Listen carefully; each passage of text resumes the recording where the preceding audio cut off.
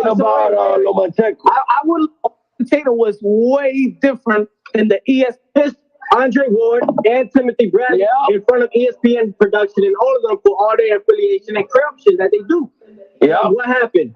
I put more weight on my back, and all they was talking about right away when I slipped in the first knockdown they called. I slipped. They called it right away. What did Bradley say? He hurt. He hurt.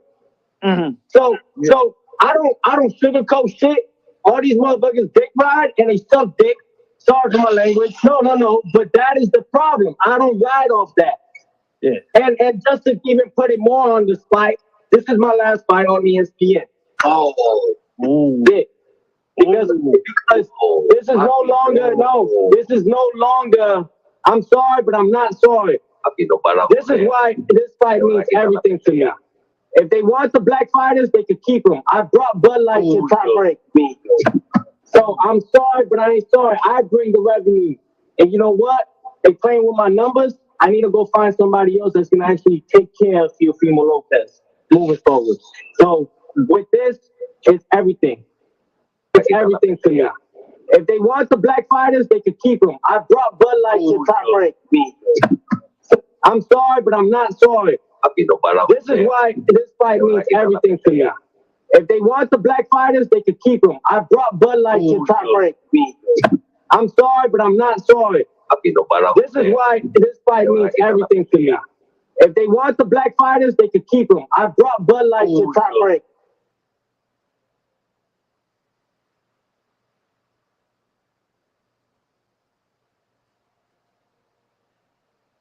Is. I want to kill Josh Taylor. What the fuck does that mean? People are like, well, let's get back to boxing. I'm like, that is boxing. This is what we sign up for. Some people that love you and appreciate you. Wouldn't be Teofimo. And you got a lot of you got a just don't.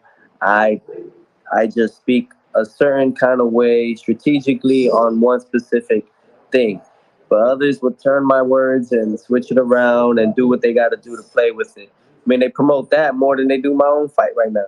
Am I sorry? No, I'm not sorry. You know what? I just speak on what it is. No one's sorry for me. When I was dying and I was in the ICU after my fight, no one said, Teofimo, wish you well, hope you're good. No one wrote to me. This is a kill or be killed sport. I mean, someone just passed away May 6th. You know, a kid 22 years old just passed away. And I said it like it is. I want to kill Josh Taylor. What the fuck does that mean? People are like, well, let's get back to boxing. I'm like, that is boxing. This is what we sign up for. You're going to probably lose your life. And what does that mean? I mean, if I'm a die in that ring, at least I died for some dignity and some integrity. I went out there like a warrior, like a champ that we are. You know, I mean, that's what I know. It's what I signed up for. Boxing today is the gladiator days back then. Yep. A lot of people don't know that because they don't know boxing. I think people want to be. I think people are trying to mind F themselves that this is like they don't want to. Oh, and then they get the what is it, CTE and all that stuff. In the boxing, don't know. We get blood trauma, we go to comas, and then we probably either come back as a vegetable or we die. See, that I think that you so real about it. You say the way that you say it, that other people think. You know what I'm saying? If it wasn't the way it is, you know, people don't understand because they're not behind the scenes. But let me clarify. I'm never alone. Never alone. It may look that way, but because of my situation of security, it's a lot different than what people think. But other than that, man, listen, boxing is what it is. Boxing is that. You're gonna die. Maybe. You may die. But it's like, okay, so when I fought Loma, I took his heart. Especially in that 12th round. When I said, come on, he pulled back. He said, I took your heart. Boom. Won the fight. With Taylor, he got no heart. Taylor got no heart. So what can I really take from this man? His life. His life. And the only way I'm going to make a statement is by doing that. I'm not sorry about that. Because how do I scare people more than ever? How do I put fear in everyone else's eyes? How do I put fear on fear's eyes? Take a man's life. Ooh, man, that's rough, but that's the nature of the sport.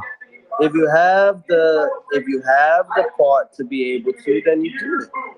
You do it. I mean, we're gonna fight anyways. I'm not fighting him as a businessman. No, I don't like nobody. I don't like nobody. I'm as tough and as mean as it gets when we're in that ring. But I'm as kind and as cuddly as I am outside the ring. You know, that makes a true warrior. This is the only sport where you can kill a man and get paid for it at the same time. It's legal. So why not use my right to do so? But some people will say, is this fight really on that level? I mean, this is the level of this fight. This is the funeral right here. It's just no casket yet. This fight right here, I will get a body on my record. I've been wanting one for a long time now anyway. And what better opponent to do it with? So much playing, so much. Yo, what is going on to everybody in the boxing world?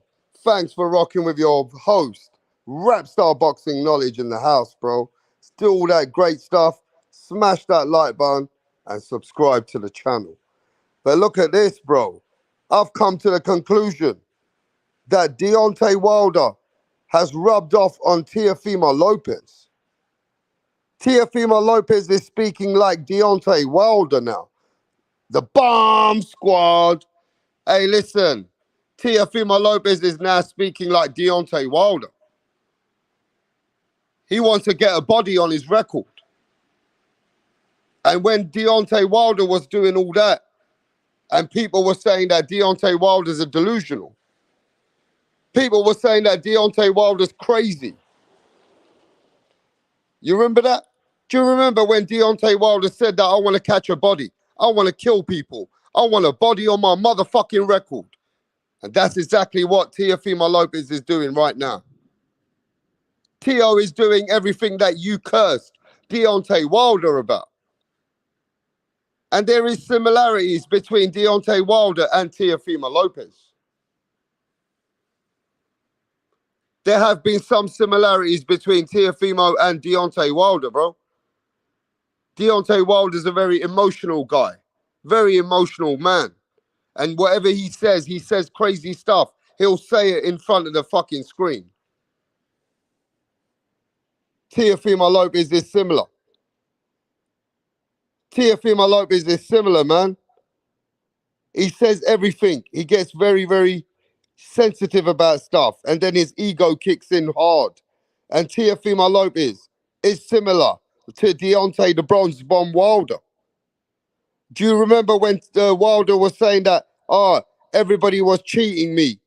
Everybody in boxing cheated Deontay Wilder. Teofimo said that everybody cheated him in the Cambosis fight. He was blaming Eddie Hearn, DAZN, and now Teofimo says that I want to catch a body. I want to kill someone. Hey, listen, man. Deontay Wilder was saying what he was saying, and people were giving him a hard time about it. People were saying that Deontay Wilder's a crazy motherfucker for saying all these crazy things. But if you look at the pattern of Teofimo Lopez, he's been in a similar pattern.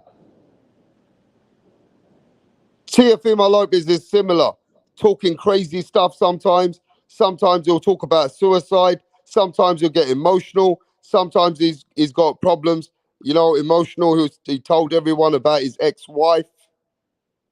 You know what I mean? He's very emotional, like Deontay Wilder. And Wilder was telling everybody that he wanted to kill someone until he came down to earth.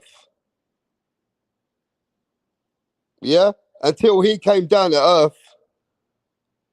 And then you saw with Hellenius, he started crying. Now we know that Teofimo has cried a couple of times. You know what I mean? These are emotional guys, man. Some boxers have different kind of personalities. And Teofimo Lopez got similar personality to the Bomb Squad, to Deontay Wilder. I'm telling you. Teofimo acting like Deontay Wilder now. Yeah? I'm just telling you, bro. And I don't see the same energy for Teofimo. When Deontay said that he want to kill someone, people were giving Deontay a hard time, bro. But now Teofimo Lopez saying that he wants to kill someone. You know what I'm saying? And you've seen that Teofimo was blaming other people for his losses. With Eddie Hearn, he was blaming DAZN. He was blaming Eddie Hearn and said that he won 10 rounds out of a fight that most people saw him lose against George Kambosos. So Teofimo Lopez also has had some emotional issues and some mental issues. You get me? And just like Deontay Wilder been acting mad as well certain times. But that's what works for Deontay Wilder. You know what I mean? And at the end of the day, Deontay Wilder wanted to kill someone. And now Teofimo Lopez saying that, oh, he don't care. If he has to kill someone, he's going to kill someone. Some boxers maybe just had enough. Maybe Deontay Wilder was saying that because he was so frustrated in certain things in his life. Who knows? Maybe Teofimo Lopez is saying he wants to kill someone. Maybe he's frustrated with other shit. Like his ex-wife leaving him, or sorry, his wife divorcing him. Maybe he's taking out other shit in the way that his mindset is in this fight. Maybe Teofimo's mindset in this fight, bro, is just at a certain pace. You know what I mean? At a certain place. That he's in a certain place. You know what I mean? Like Deontay Wilder was. And the similarities between Deontay Wilder and Teofimo is slowly adding up. It's slowly adding up. And I remember when Teofimo was calling Deontay Wilder a bitch for making excuses. But Teo made excuses after his loss. And he started blaming so many other people. So it is what it is, bro. It is what it is. But yo, I just seen the chat. We got my brother General in the house. Hey, General's laughing. He says LOL, right? Hey, Gabriel Sanchez, he said, it will be fucked up if you see his ex-wife show up at the fight, bro, to mess up with his head. Nah, that would be fucked up. That would be fucked up if Teofimo's ex-wife would show up at his fight, bro. That would be fucked up. That's true. That would be fucked up, bro.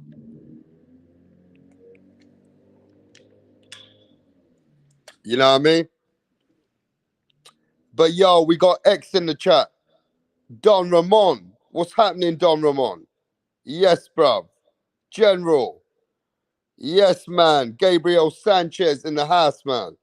So Teofimo Lopez, Josh Taylor getting ready. The fight's coming up next week. Big fight. Big fight. Teofimo wants a body. He wants to catch a body like Deontay Wilder. He got that mindset right now. You know what I'm saying? He got that Deontay Wilder mindset right now. And he's going in there like a loose, crazy man, loose cannon. No, I'm only joking. He ain't going in there like a loose cannon. He ain't going in there like a loose cannon, bro. But yeah, Teofimo Lopez is a man that gets emotional. So yeah, he gets emotional, bro. So Teofimo Lopez fighting with emotions. He's going in there with spike. Teofimo going in there with spike. But I'm going to say this, bro. Teofimo been doing a lot of talking. Teofimo Lopez been doing a lot of talking lately.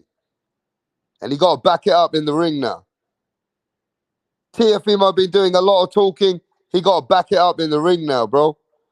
Ain't no more, you know what I mean? You're going to see now that Josh Taylor is maybe going to be the biggest threat for Teofimo Lopez. Teofimo Lopez done all that talking. He got to back it up. Because it's all going to go against him if he loses on Saturday. I'm telling you. That all, I want to kill Josh Taylor. I want to get a body. I want to kill him. All that shit will come against him. All that shit will come against him.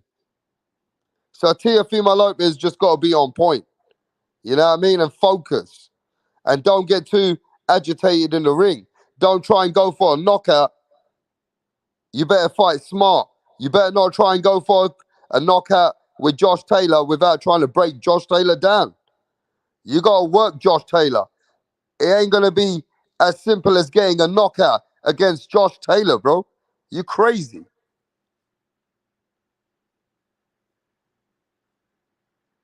You ain't going to be able to get a knockout against Josh Taylor the way that you're saying it. You're going to have to work Josh Taylor. You're going to have to break him down. You're going to have to catch Josh Taylor making mistakes. And Josh Taylor does make mistakes. So Teofimo Lopez got to be composed. But this fight is going to be a rugged fight, man, a tough fight. And if Teofimo Lopez stops Josh Taylor, then I'll take my hat off to him, bro. I'll be like, fucking hell. But that is not something that I can see. I see this fight being a decision fight. I can even see Josh Taylor knocking Teofimo down in the fight. I can see Josh Taylor knocking Teofimo down in that fight, bro. I can see it. Now, we can see what can unfold in the night. Maybe Teofimo Lopez can stay composed and fight on his back foot like he did with Campa and try and make Josh Taylor make mistakes and try and capitalize on Josh Taylor by making mistakes. If Josh Taylor makes mistakes, then Teo's a good counterpuncher.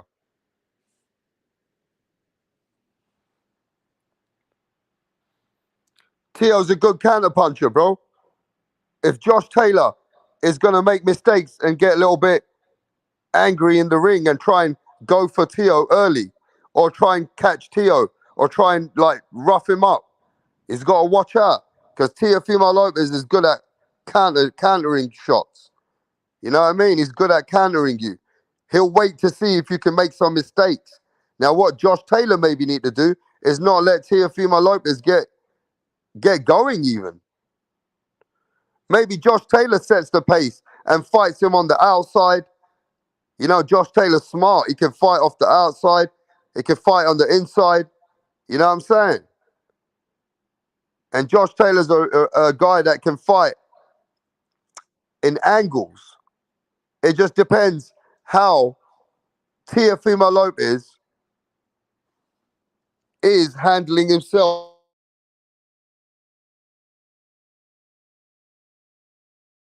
Back foot. We seen Teofimo versus Campa, and he was a bit hesitated of Campa's power, so he fought him off the back foot. But we seen Teofimo Lopez go forward against a fighter like Sandor Martin. We seen Teofimo try to be very aggressive and put on a lot of pressure, but he made a lot of mistakes.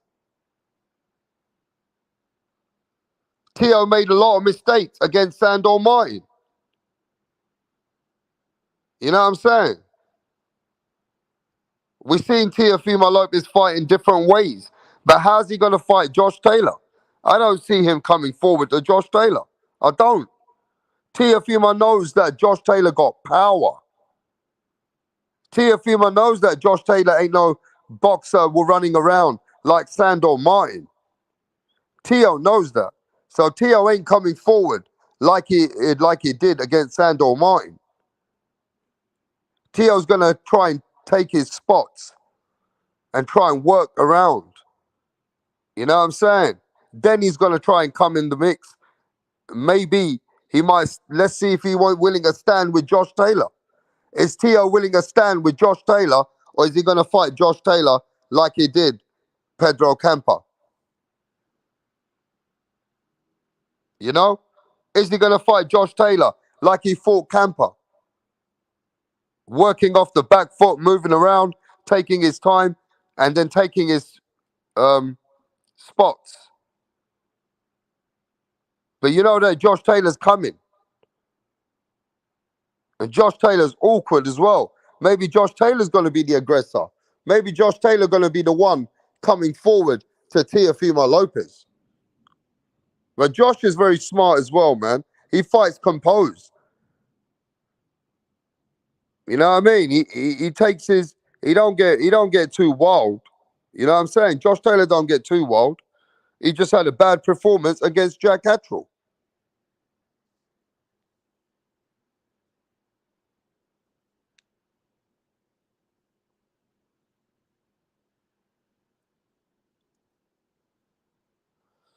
It just depends what we're going to get here, man. On Saturday night, we're going to see what's going to happen.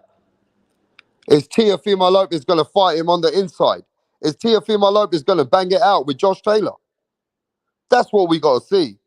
Is the dog going to come out of Teofimo? Is the dog going to come out of Teofimo?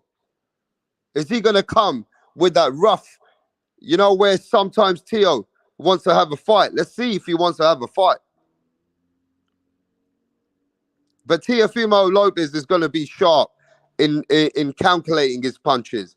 He's not going to get reckless either, bro. Teo ain't going to get reckless. Maybe it's just going to be a little bit of a chess match for the first few rounds while each fighter's getting themselves trying to work each other out. You know what I'm saying? Maybe the first few rounds are just going to be working at it, like just each fighter just getting their feet wet. Teo gonna get dusted, says Nick Gurr, general in the house. Yes, man. Nick Gurr says Teo's gonna get dusted.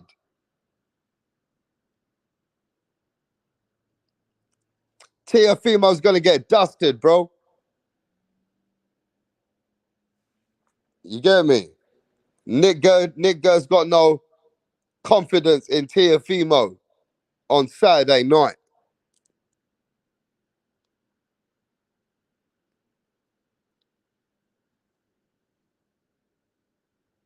What Teofimo's coming on Saturday night, bro? Is Teofimo Lopez's mental state? Is Teofimo Lopez ready mentally? Now, he might be ready physically. Is he ready mentally? Because he's an emotional cat. Is Teofimo Lopez over his divorce? Or is that going to play a factor in his mind? Yo, Teo's chin is in question. He better not stay in the pocket, says Gabriel Sanchez.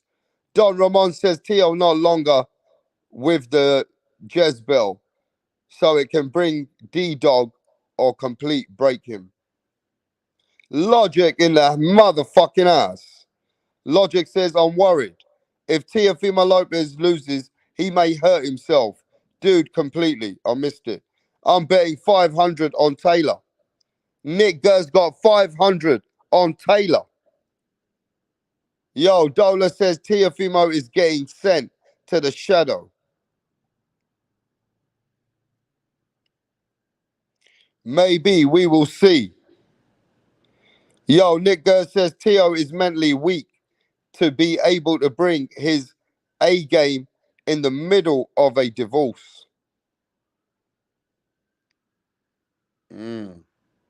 Logic says the last Teo we saw in the ring was questioning himself if he still has it.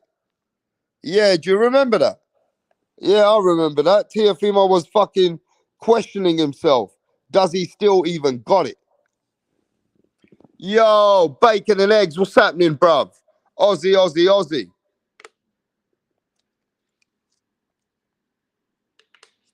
Your boy Tim Zoo got bit by a dog, mate. What the fuck happened there, bruv? Tim Zoo got bit by a dog, mate. You know what I mean? Tim Zoo got bit by a dog, mate. What happened over there? Hey, we need Miss Bitch in here. That bitch is crazy. Yeah, Miss Bitch is crazy, bro. She's bitch mania. Miss Bitch is bitch mania, bro. You know what I'm saying? But yeah, it's on. Teofimo, Josh Taylor. We're going to see the fight week is coming up after Sunday. Monday, we're going to get the fight week. And we're going to see these guys going at each other, bro.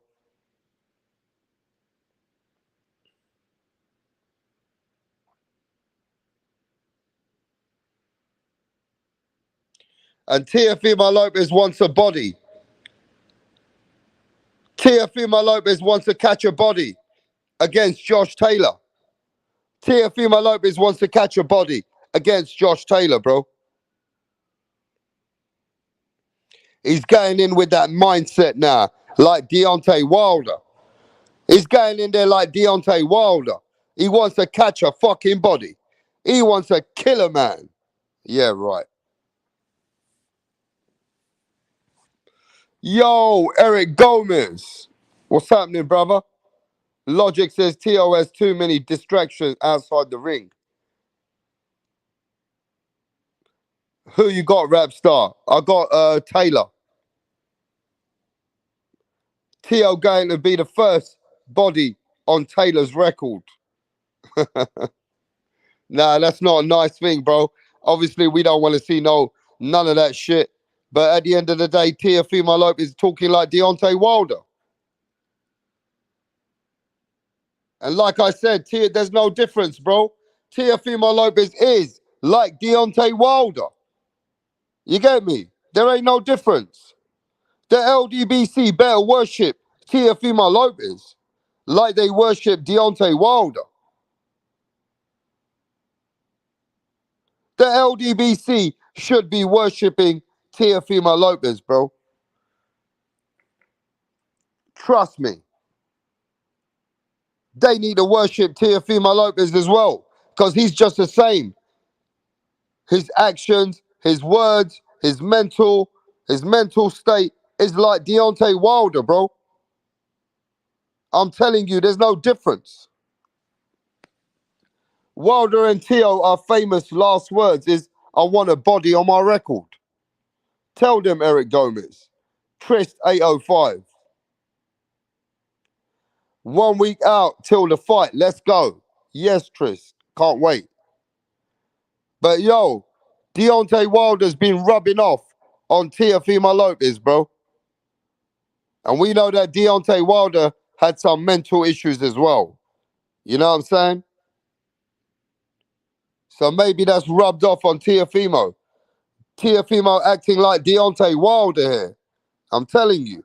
Teofimo acting like Deontay Wilder, bro. He wants a body on his record. Facts. This is the only sport where you can kill a man and get paid for it at the same time. It's legal. So why not use my right to do so? But some people will say that. Is this fight really on that level? I mean, This is the level of this fight. This is the funeral right here. It's just no casket yet. This fight right here, I will get a body on my record. I've been wanting one for a long time now anyway. And what better opponent to do it with? So much pain, so much frustration, so much things that have been going on in my career. I want a body, and he gonna be the... Hey, bro. I'm telling you, man, Teofimo got the Wilder potion. Teofimo got the Wilder thing going on right now. Teofimo and Deontay Wilder are on the same fucking cloth. They've been cut from the same cloth, bro. Deontay Wilder and Teofimo emotional. Sometimes they're both delusional. And sometimes they both just want to kill a man.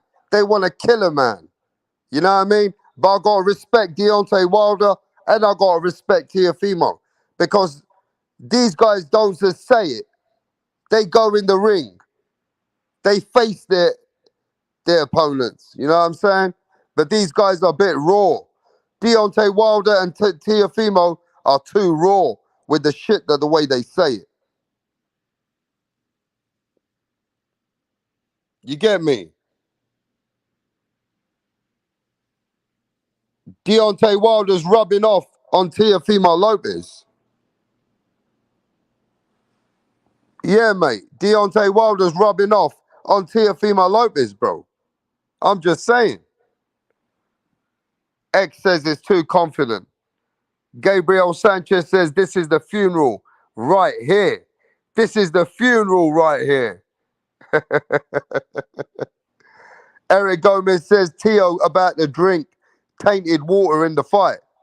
Yeah, Teofimo Lopez better not blame the water.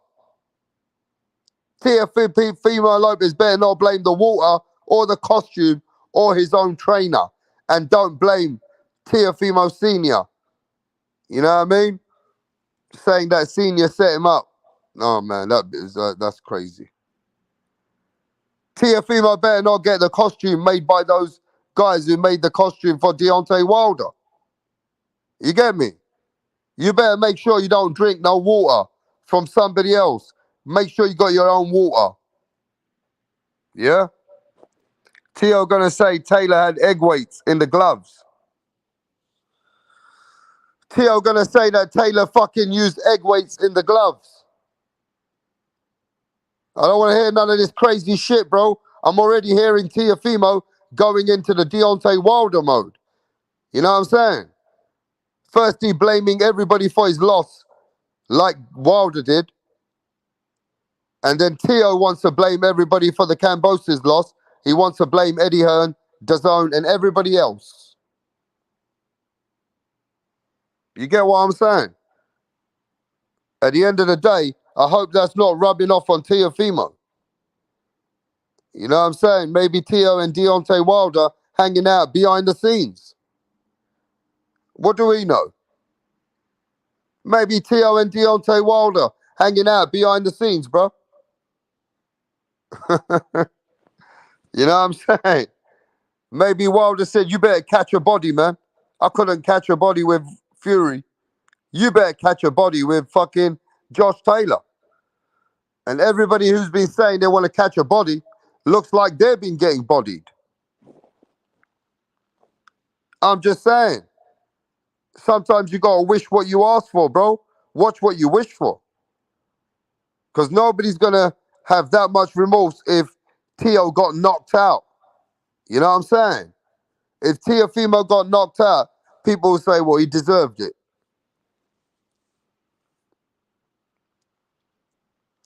And logic says that Teofimo criticized Wilder for excuses, and then Teo used excuses for Kambosos. Come on, bro. Teofimo criticized Wilder for excuses, and then Teo used excuses for Kambosos, bro. He called Wilder a bitch. Who remembers that? Who remembers Teofimo calling Wilder a bitch? Eh? Does anybody remember that?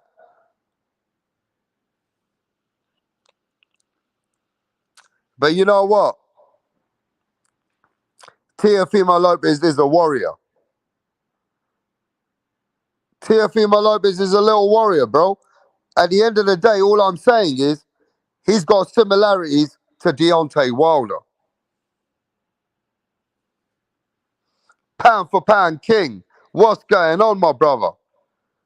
Yes, my real ones are here today, bro. The real ones are here always. Always supporting your boy Rapstar. Pound for pound, Eric Gomez, Logic, Don Ramon.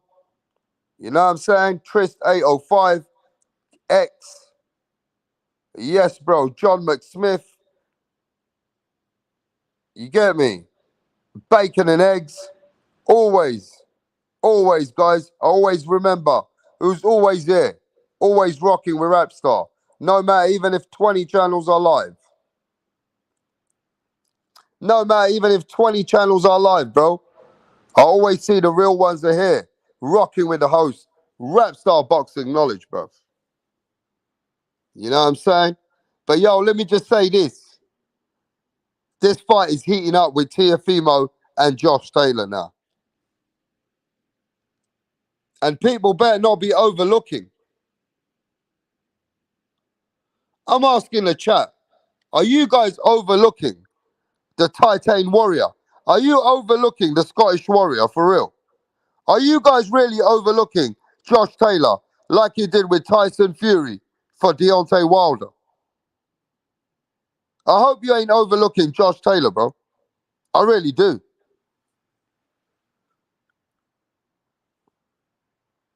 I'm telling you now, Josh Taylor maybe is a bit annoyed, Verbio.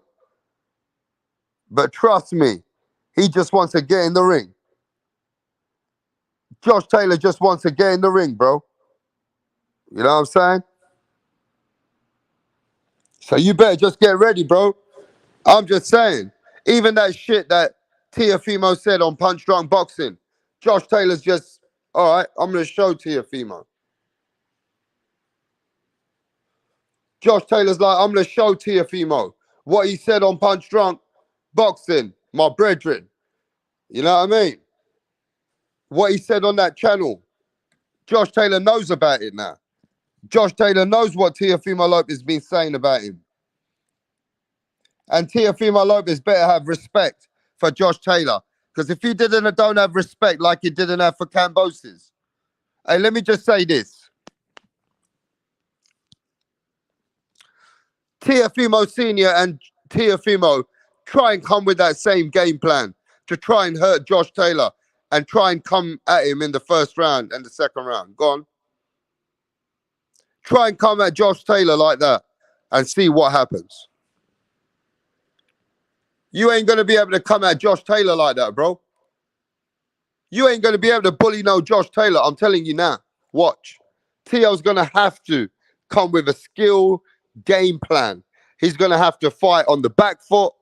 He's going to have to try and get Josh Taylor to make mistakes. And he's going to have to be patient. Teo's going to have to be patient. He's going to have to wait to see if he can get opportunities to land his left hook. Teofimo got to wait to see if he can catch Josh Taylor to slow him down. Because remember this, Teo better start throwing some shots to the body. But Teofimo ain't got no reach versus Josh Taylor. This ain't no Lomachenko. You guys better wake up. Josh Taylor is 5'9", 5'10". Josh Taylor's a big boy. Josh Taylor was bigger than Terence Crawford. All right? So I'm telling you now, mate, this ain't no Lomachenko. Josh Taylor's got reach, experience, height, weight, a lot of things going in his favor. He'll probably be becoming the heavier man on the night. There's a lot of things in Josh Taylor's favor in the fight. I'm telling you that. So we're just going to have to see how it unfolds. Now, Teofimo Lopez coming for the smoke. I give him that.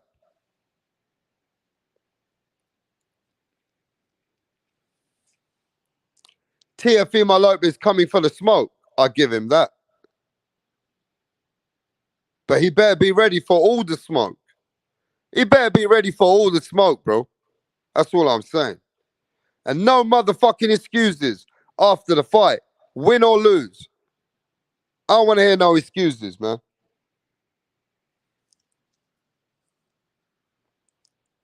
Win or lose.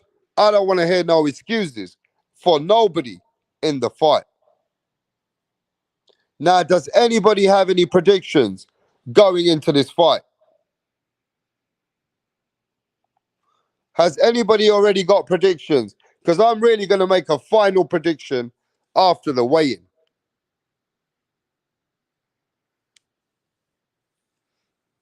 Has anybody been going back and forth?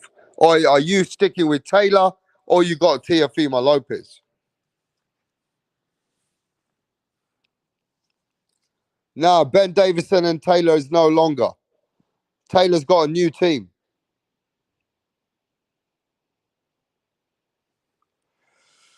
Logic says, no matter who, Eric Gomez says, Teo Wilder excuses Lopez. Yeah, mate. Logic says, is Taylor still with Ben Davison? Nah. Regardless who Taylor's with, it's better than who Lopez Sr. is right now. You're crazy. You're mean. Eric Gomez says Josh Taylor in 9 rounds. Eric Gomez got Josh Taylor in 9 rounds. I got Taylor beating up Teofimo like a drum. See, you guys are from the other side of the pond. But you guys are just saying what you see. Right now, this is how you see it, pound for pound. Pound for pound's just telling you what he sees. And I know pound for pound's closer to Teofimo than he is with Taylor. Wow. Now you fans are keeping it where you need to keep it. I got Teofimo on split decision, says Gabriel Sanchez. I got Teofimo on split decision, says Gabriel Sanchez. Trist 805 says, I say Taylor by decision, and he maybe drops Teo once or twice. That's what I said. Trist 805. If you go back earlier on, that was what I was saying. You know what I mean? Danny Medina says Teofimo Lopez by split decision. Logic says I've got to go with Taylor in this one. Pound for Pound King says I think Taylor has a better ring IQ. Verbio says all I know is that it ain't going a distance. It's going to be an amazing explosive fight. Lisa, the Queen, I got Taylor stopping Teofimo. Lisa got Taylor stopping Teofimo Lopez, bro. Edward Plex says Teo knocks him out to the other side of the pond. Ain't nobody knocked out Taylor, bro. Is there a rematch clause on this one, Rap? Nah, I don't think so, no. Eric Gomez says Taylor makes Teo look small like Loma did. Like Loma is. So much pain, so much frustration. I want the body and I want it now, Teofimo. Chuck in the building. Rapstar, I'll see it, gang 12. It's 50-50.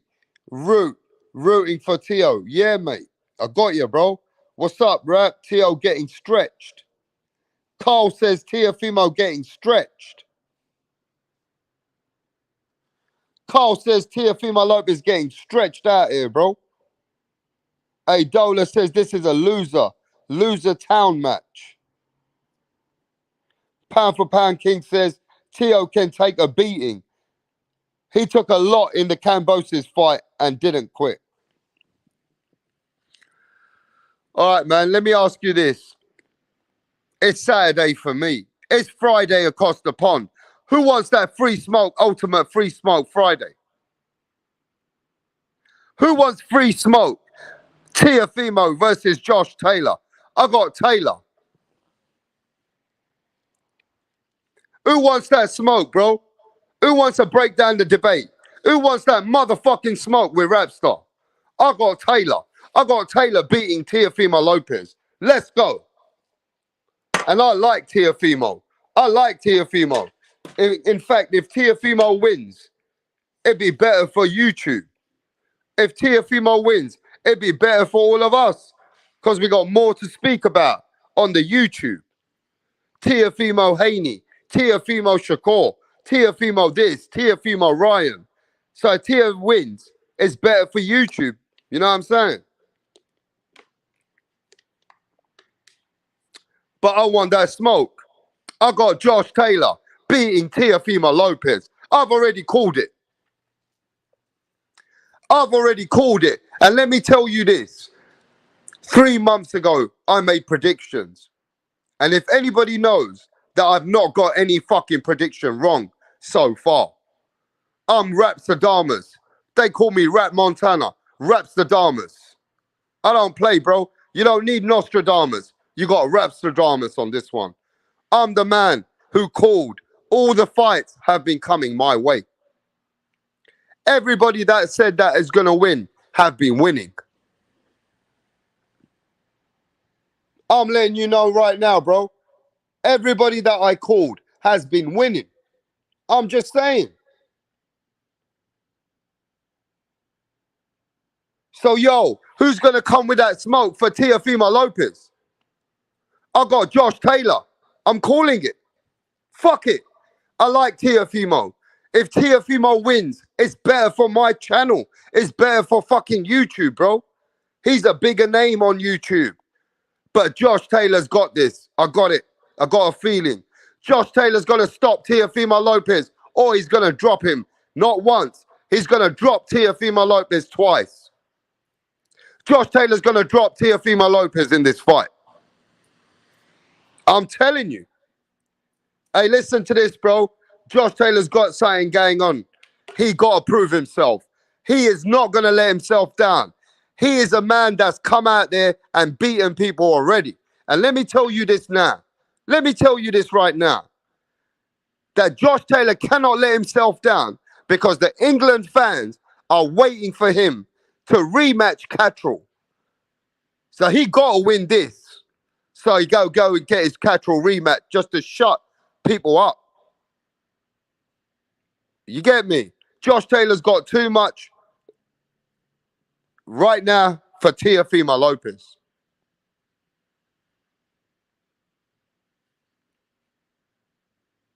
I'm telling you, Josh Taylor got too much for Teofimo Lopez. Say what you want. This ain't no Lomachenko, bro. I told Teofimo's dad, stop the bullshit. This is not Lomachenko. This is fucking Josh Taylor. You motherfuckers are overlooking Josh Taylor. Yeah, I called it out. You motherfuckers are overlooking Josh Taylor. Josh Taylor's gonna fucking show you on Saturday night. He's gonna fucking show you, and you're all gonna come back here and saying, Rapstar, you 100 on this. Big up to my man Punch Drunk Boxing in the house. But I'm just saying it as I'm saying it. That Teofimo Lopez at 140 pounds has been looking okay. He ain't shown me no threat at 140, bro. He ain't. Teofimo Lopez versus Devin Haney is a 50-50 fight at best. Maybe Devin Haney can beat Teofimo as well. I'm just saying. Josh Taylor's got everything. He proved it time and time again. Stop fucking capping out here, bro. For Teofimo Lopez. Look, Teofimo Lopez, big up to him. I love Teofimo as well for boxing. But I'm just calling it as it is. Right now, Josh Taylor gonna fucking deal with him. And you guys can say what you want, but I got a feeling Josh Taylor's gonna hurt him. Now, maybe I might get wrong. I wasn't wrong about David Benavidez. I wasn't wrong about Tank Davis. I wasn't wrong about fucking Haney. I wasn't wrong about a lot of fights. Just is what it is. The Haney one was a bit suspect, okay. The Haney one was a bit suspect, okay. You know what I'm saying? But all I'm saying is you can't be overlooking Josh Taylor here, bro. You can't just be overlooking no Josh Taylor over here. You motherfuckers better recognize that Josh Taylor's coming for all the smoke. So if Teofimo Lopez anyhow beats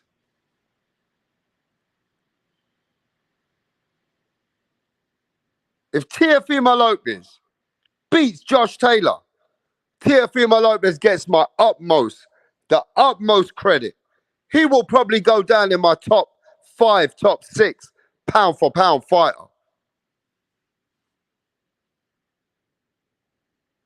And I'm going to say this right now, bro.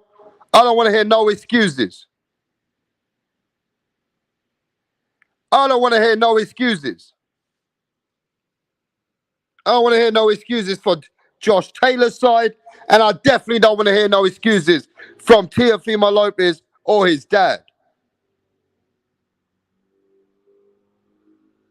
You get me?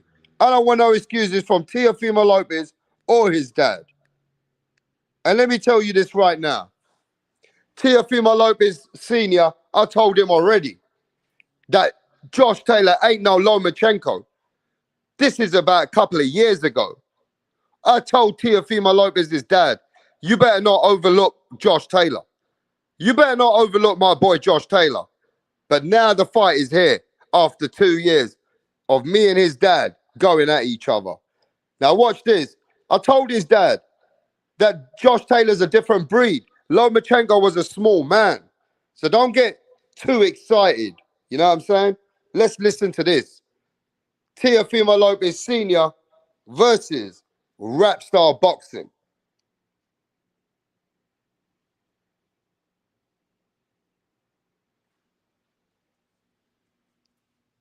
You're gonna keep my son at. And we just beat the best fucking fighter in the world at 135. My son is fit at 8. 8 years at that weight division, you fucking idiot. Yeah, but Josh Taylor will knock Lomachenko the fuck out. How about that? You out of your fucking mind. Josh Taylor will beat the fuck out. You out of your fucking mind. Josh Taylor will slap Lomachenko the fuck out. Bring that. Bring it. That's all I'm telling you, bro. Josh Taylor will slap that little guy up. What? Bring it. That's all I'm saying. 55 for 135, but we took a fucking break his fucking ass out. I love your energy, Steve. I love it. But you ain't get a rest stop. And Josh Taylor already told us that your son ain't ready for it. That's what he told us, bro. Bro, that pussy, Josh Taylor, goes down to 135 to fight Lomachenko with. Lomachenko will fucking eat him out. Okay, let me ask you this. Are you ready to come to England to fight our Josh Taylor? I'm gonna fuck that boy up in England. To fight Lomachenko with. And Josh Taylor already told us that your son ain't ready for it. That's what he told us, bro. Bro, that's what I'm saying. You out of your fucking mind. Josh Taylor will slap Lomachenko the fuck up. Bring that. Bring it. That's all I'm telling you, bro. Josh Taylor will slap that little guy up. What? Bring it. That's all I'm saying. Hey, listen, bro. I told Teofimo Lopez Sr. straight in his face that you fucking think that because your son beat Lomachenko, what, you think your son beat Lomachenko, bro? That your son can beat everybody? Yo, listen, bro. Stop capping over here that you're going to go over there and knock out Josh Taylor. You ain't knocking out Josh Taylor, bro. I told him. I said to him, you ain't knocking out Josh Taylor. Put your money where your mouth is. I told Teofimo Sr. Put your money where your fucking mouth is. I told him. I said, because you're looking at little Lomachenko and thinking, oh, we beat Lomachenko, we're going to knock out Josh Taylor, rap star. Ain't going to work like that. That was little Lomachenko. That was little Lomachenko, bro. And yo, and I'm saying this right now, Teofimo Sr. still ducking me. He's still ducking me. We were meant to have that smoke. That was us 2 years ago. Now you got the fight. And I got my money. Where are you? If you can't come here and tell me that the bet is on, then there's no bet. There ain't no bet then, is it? You know what I'm saying? But yo, big up to Teofimo Sr. and big up to Teofimo. They weren't capping. They were also telling me that they wanted to fight Josh Taylor. And I said, okay, well, get ready then. Josh Taylor's going to fight your son and he's going to give you all the smoke that you need. But now I'm just going to say this. At the end of the day, they're backing it. I can't knock Teofimo Sr. He's putting his son in with the best. You know what I'm saying? He's putting his son in with the best. But you better not overlook Josh Taylor like you did with Cambosis. You better not overlook Josh Taylor, bro. You better be focused on the task at hand. You know what I'm saying? At the end of the day, the fight's here after 2 years. The fight's here after the smoke with Teofimo Sr. and Rapstar. So all I'm going to say, Teofimo, you better get ready, bro. You better back that word. You want to knock out Josh Taylor? Okay. You wanted to knock out George Cambosis. I know you wanted to knock out George Cambosis, bro. I'm just saying, brother. You better make sure you got a great game plan. Teofimo Sr. better make sure he got a great game plan for Josh Taylor. You get me? Teofimo Sr. better have a great game plan for Josh Taylor, bro.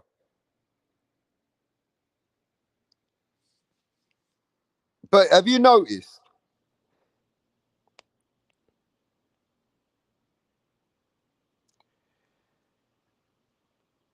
that Teofimo Sr.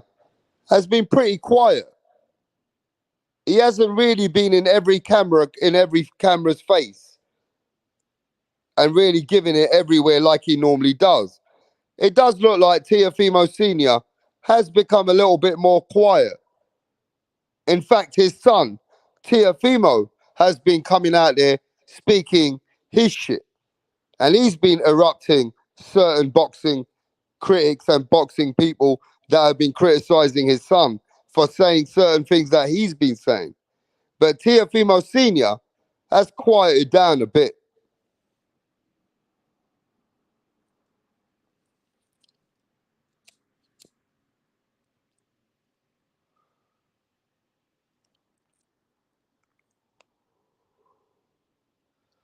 So Carl says Taylor is way better than Cambosis. And he's fucking Teo up. No judges are required for this fight. Wow. But Josh Taylor did say this though. He said the other day that I don't really want to leave it to the judges either, because they nearly robbed me in the Ramirez fight. He said I knocked Ramirez down twice and they only had me up by 2 rounds. So he goes that that he don't really like to leave it up to the judges himself. After what you see with Lomachenko, Haney, now even Josh Taylor's thinking, I got to put on a serious statement and I can't leave it to these judges. You know what I'm saying? But you better recognize that Josh Taylor is coming. Yo, what's going on, John Ryder? Yo, Lisa Snow says they claim Taylor had a hand injury. I think Josh still wins. Yeah, but he's come out of that injury. Exactly, Rapstar, says Carl. I watched the Catterall fight again, man. Those commentators were biased as fuck. What if Taylor rushes in and gets rocked, though? Hey, if Taylor can do something premature like that, then he deserves to get rocked. And then Teofimo Lopez deserves the fucking credit. You know what I'm saying? Teofimo Lopez beats Josh Taylor, bro. He become the ultra star. He will become the man. If Teofimo beats Josh Taylor, bro, he'll become the man. I already said it.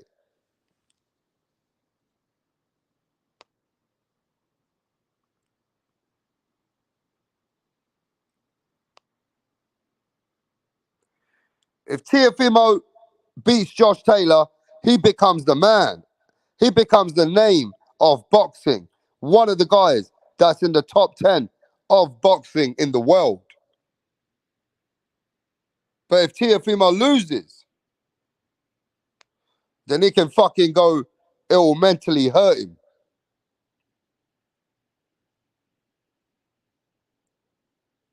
If Teofimo loses, it will mentally hurt him, bro. And that's facts. Josh Taylor has an awkward southpaw style. And I think Teo might have a difficult night. And Lisa Snow says if Taylor fight Teo like he fought Regis, Teo getting knocked out. Mastermind says rap Josh Taylor versus Medrick Taylor in an ultimate fantasy fight.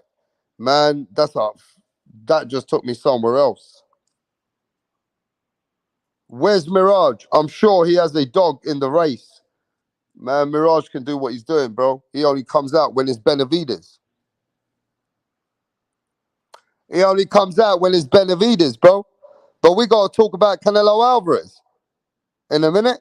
Canelo Alvarez just got rejected the offer by Dimitri Bivol's team. Bivol's team said they don't want to fight Canelo in that kind of a contract.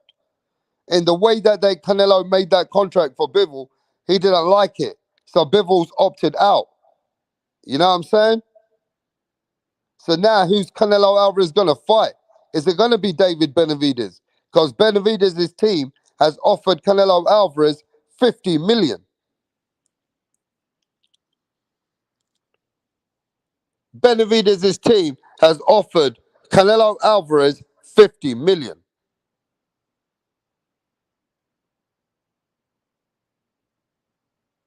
I'm just saying. So now people are going to wait to see what Canelo Alvarez is going to do.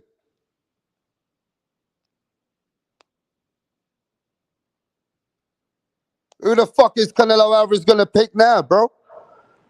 Now you know that Bivol's team has just reported that they are not doing business in the way that Canelo wants that fight. They want to fight him at 168 maybe, and Canelo wants to take Bivol at 175, and maybe, I don't know what's happened, but the actual deal didn't work out. But now David Benavidez' team has offered 50 million, and Eddie Reynoso isn't making a decision, bro. He trying to say that, no, it wasn't true. But then Samson Promotions and Benavidez' team have come out there and said that they have offered around 50 million for Canelo Alvarez to fight David Benavidez. So what's going to happen now?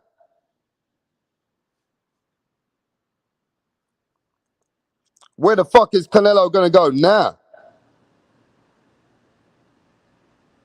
You know what I mean? Where is Canelo Alvarez going to go now, bro?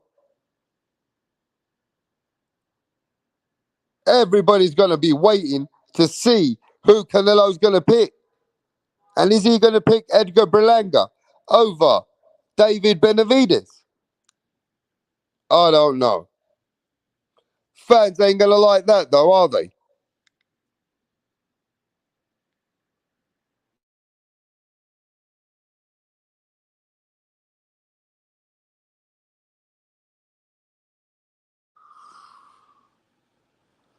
Fans ain't going to like that, bro. But what do you think? You know what I mean? Canelo will fight Rod Saluka and make 30 million. Rod Salka. Dude said Gennady Golovkin, part 4. Man, stop it.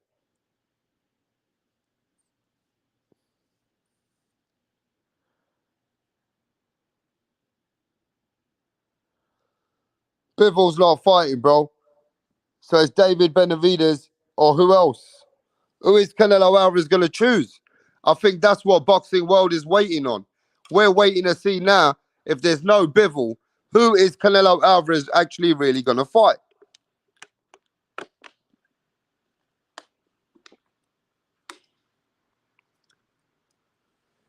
Who is he really going to fight?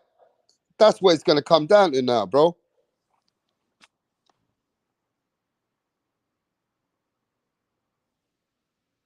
Why are people making out Canelo scared of somehow fighting Benavidez, Benefakes? Strange mindset. Jaime Munguia or Berlanga, it does millions. Now Frank says he's going to fight Jaime Munguia or Berlanga. It makes a lot of money. That's it. It's money fight. Berlanga hasn't fought hardly anyone, right? That's just a pure tune-up for Canelo Alvarez. And Jaime Munguia is still working out what he's trying to do in his life. So both guys are just money fights. That's it. Money fights left. They're just money fights. Neither man brings no legacy to the table. Neither man. The only man that fans want to see is David Benavidez because he's a solid fighter and he brings a lot to the table. That's the real eye test fight for the fans. So you want to give him a tune-up after tune-up after tune-up, then maybe that's the Canelo. Is Canelo going to do that, though?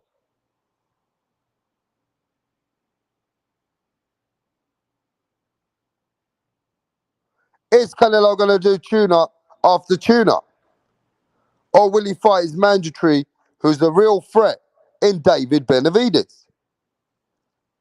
All roads lead to Canelo Alvarez. We're going to have to find out what Canelo's going to do. You know what I'm saying? We're just going to have to wait and see.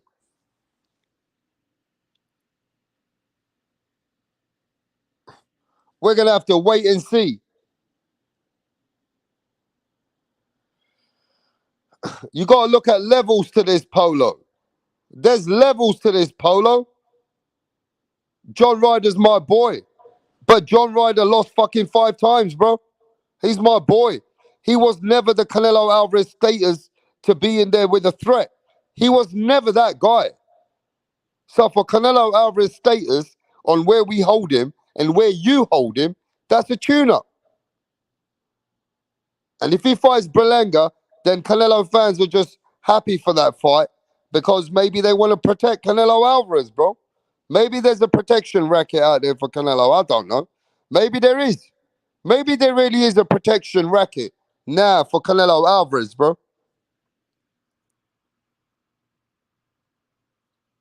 You know what I'm saying?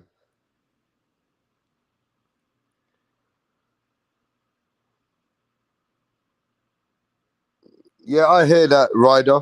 They give Ryder no chance anyway. And you know, the Edgar Berlanga fight. Edgar Berlanga shouldn't be a fight that Canelo fans should be pushing, bro. You fans shouldn't be pushing Edgar Berlanga then. You should rather be seeing David Benavidez, bro. You should be saying now, fuck it. We want to see Canelo fight David Benavidez. That's a real fight for Canelo. That's a real fight. Not pushing Edgar Berlanga. You know what I'm saying? Come on, bro.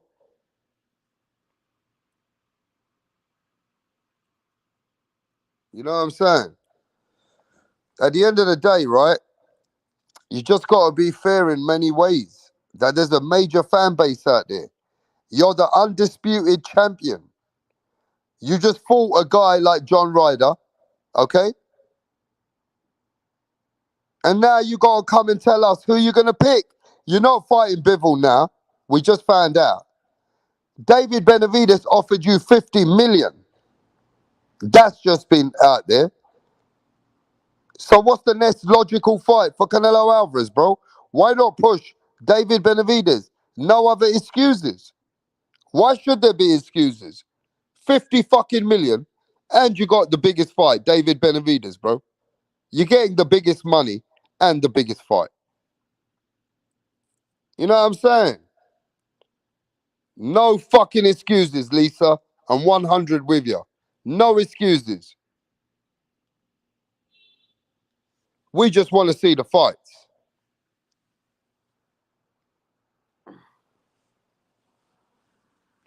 And all I'm going to say to those fanboys, Gabriel Sanchez, that when the fanboys are trying to protect their fighters, the new breed of fanboys out there today, 2023, fanboys are, no, we don't want to see them fight Benavidez. No, John Ryder was the toughest fight. No, we got to see Berlanga. Man, this kind of bullshit, I'm done with it. I'm not in boxing for the third and fourth and fifth best fights. I ain't here to do no protection racket. I'm not here to be a security guard. I'm not here to be a bodyguard, bro. You want to be a bodyguard, go do it in somebody else's channel. All right? Because what I'm going to do to all those fans, I'm going to get my girl Tracy to fucking jump on you. Imagine if Tracy lands on your face. Just imagine that. If Tracy lands on your face every time you're trying to protect your fighter. Right, what's going on here, Donny Zonderlex? Barry's actually going to propose to Sandra. Sandra has been giving Barry mad head lately, and he's witch, yeah? He's doing this behind the back of the boys because they know, yeah, they would have cussed him out for proposing to Sandra. Tracy had one job to do, and that was to record it. But she's all over the bloody place. Barry's clocked that she didn't get the footage, so he's going to propose to Sandra again. Oh, for fuck's sake, Tracy! What's going on?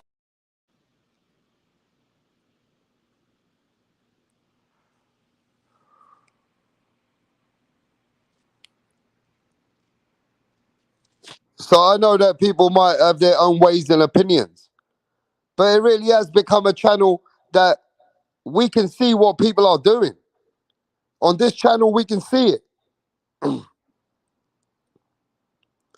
The people are rocking with their own fighters, trying to protect their own fighters, bro. Whether it's because of race, whether it's because of color, whether it's because of who they relate with, you're out there trying to protect your fighters, bro.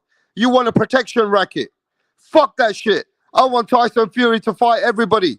Fight Gonzalez. I want Josh Taylor to fight everybody. Fight the whole fucking world, if you can. I want Conor Ben to fucking go out there, either knock out or get knocked out. You know what I'm saying? I want every fighter to fight everybody, bro. That's what I want.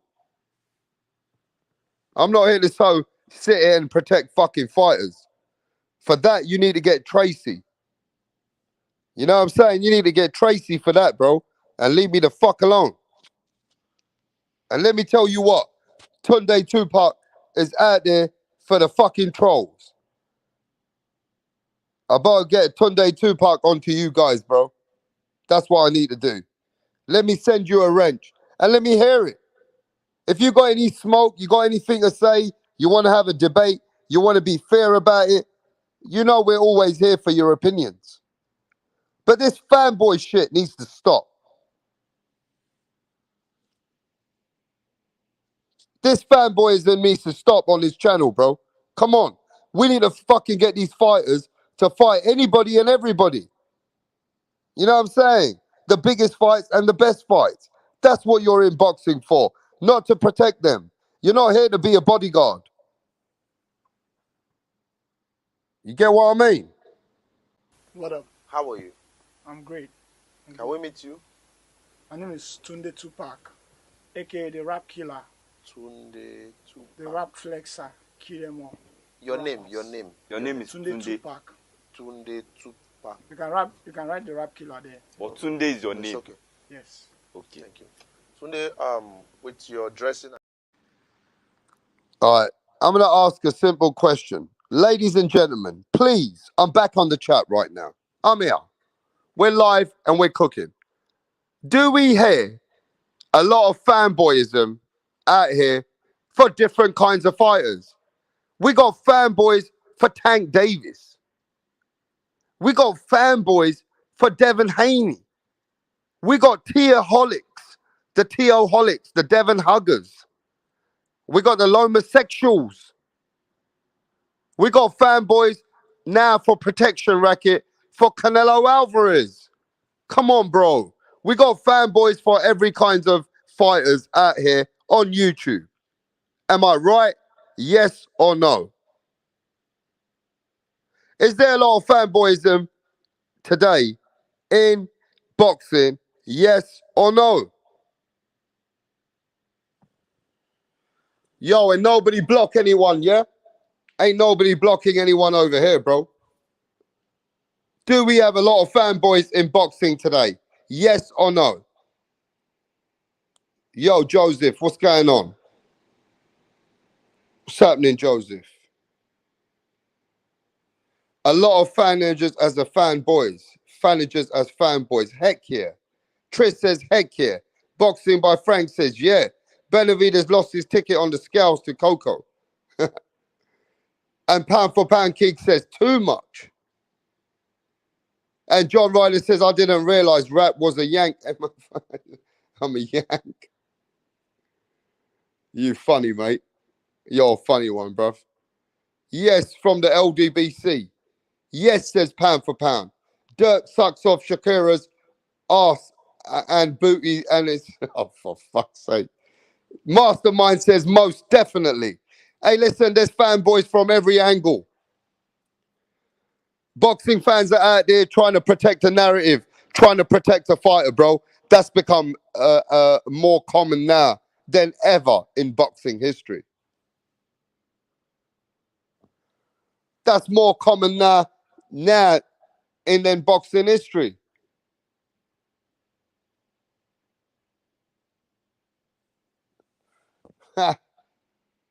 Rap the Muppet asked me why I was on a Yank channel. Well, he don't know what a Yank is, bruv. You know what I'm saying? He's Yankee Doodle. That's what it is. There's too many Yankee Doodles. Too many Yankee Doodles, bruv.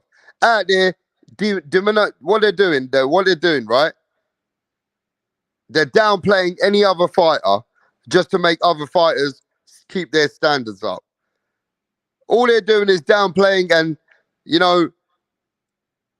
and dicing them down just to keep the other fighters looking better. And then they want to protect their fighters, bro, like they do want to do with Tank Davis. Tank Davis has got a bodyguard team on YouTube. Tank Davis got his own bodyguards on YouTube, bro. You know what I'm saying?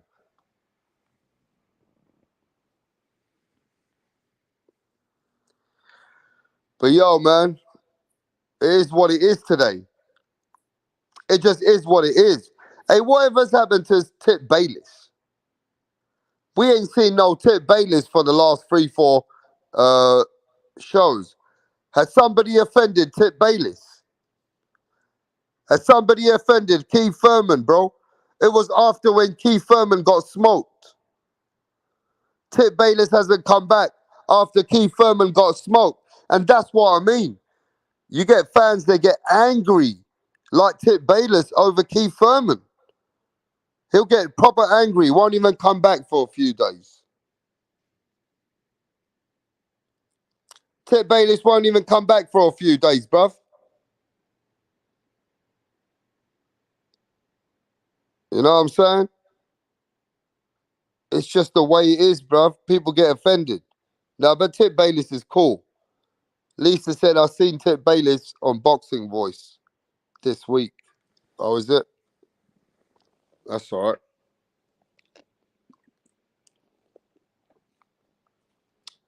Abel says we need a straight Pride Month.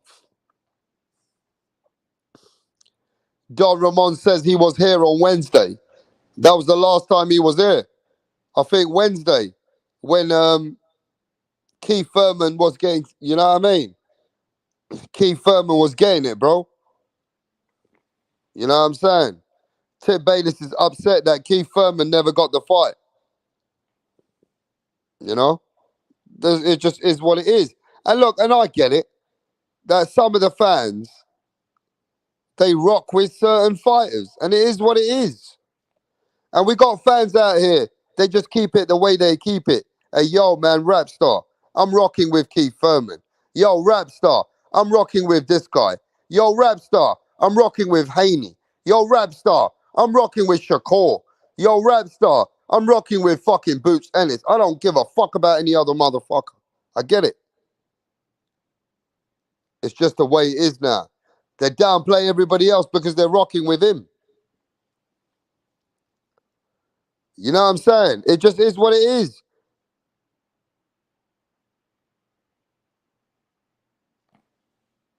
But yo, give me a second, people.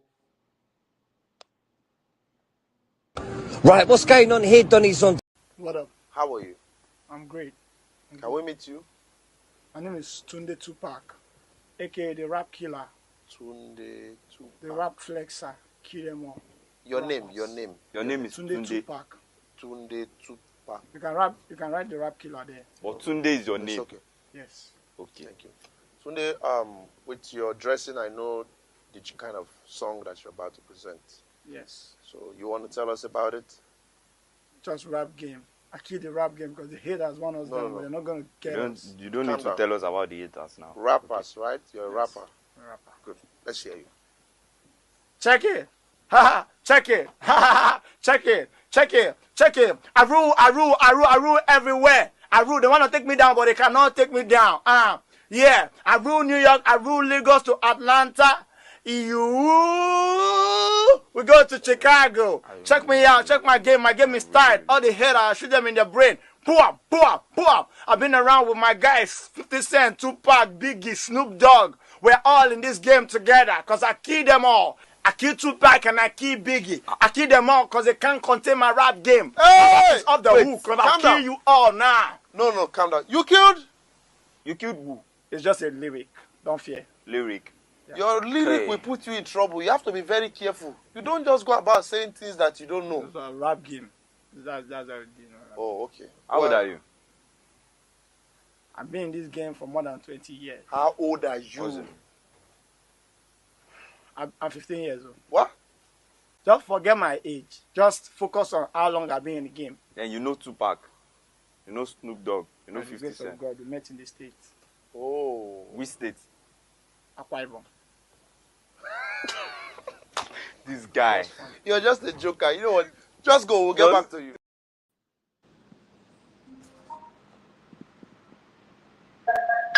Your team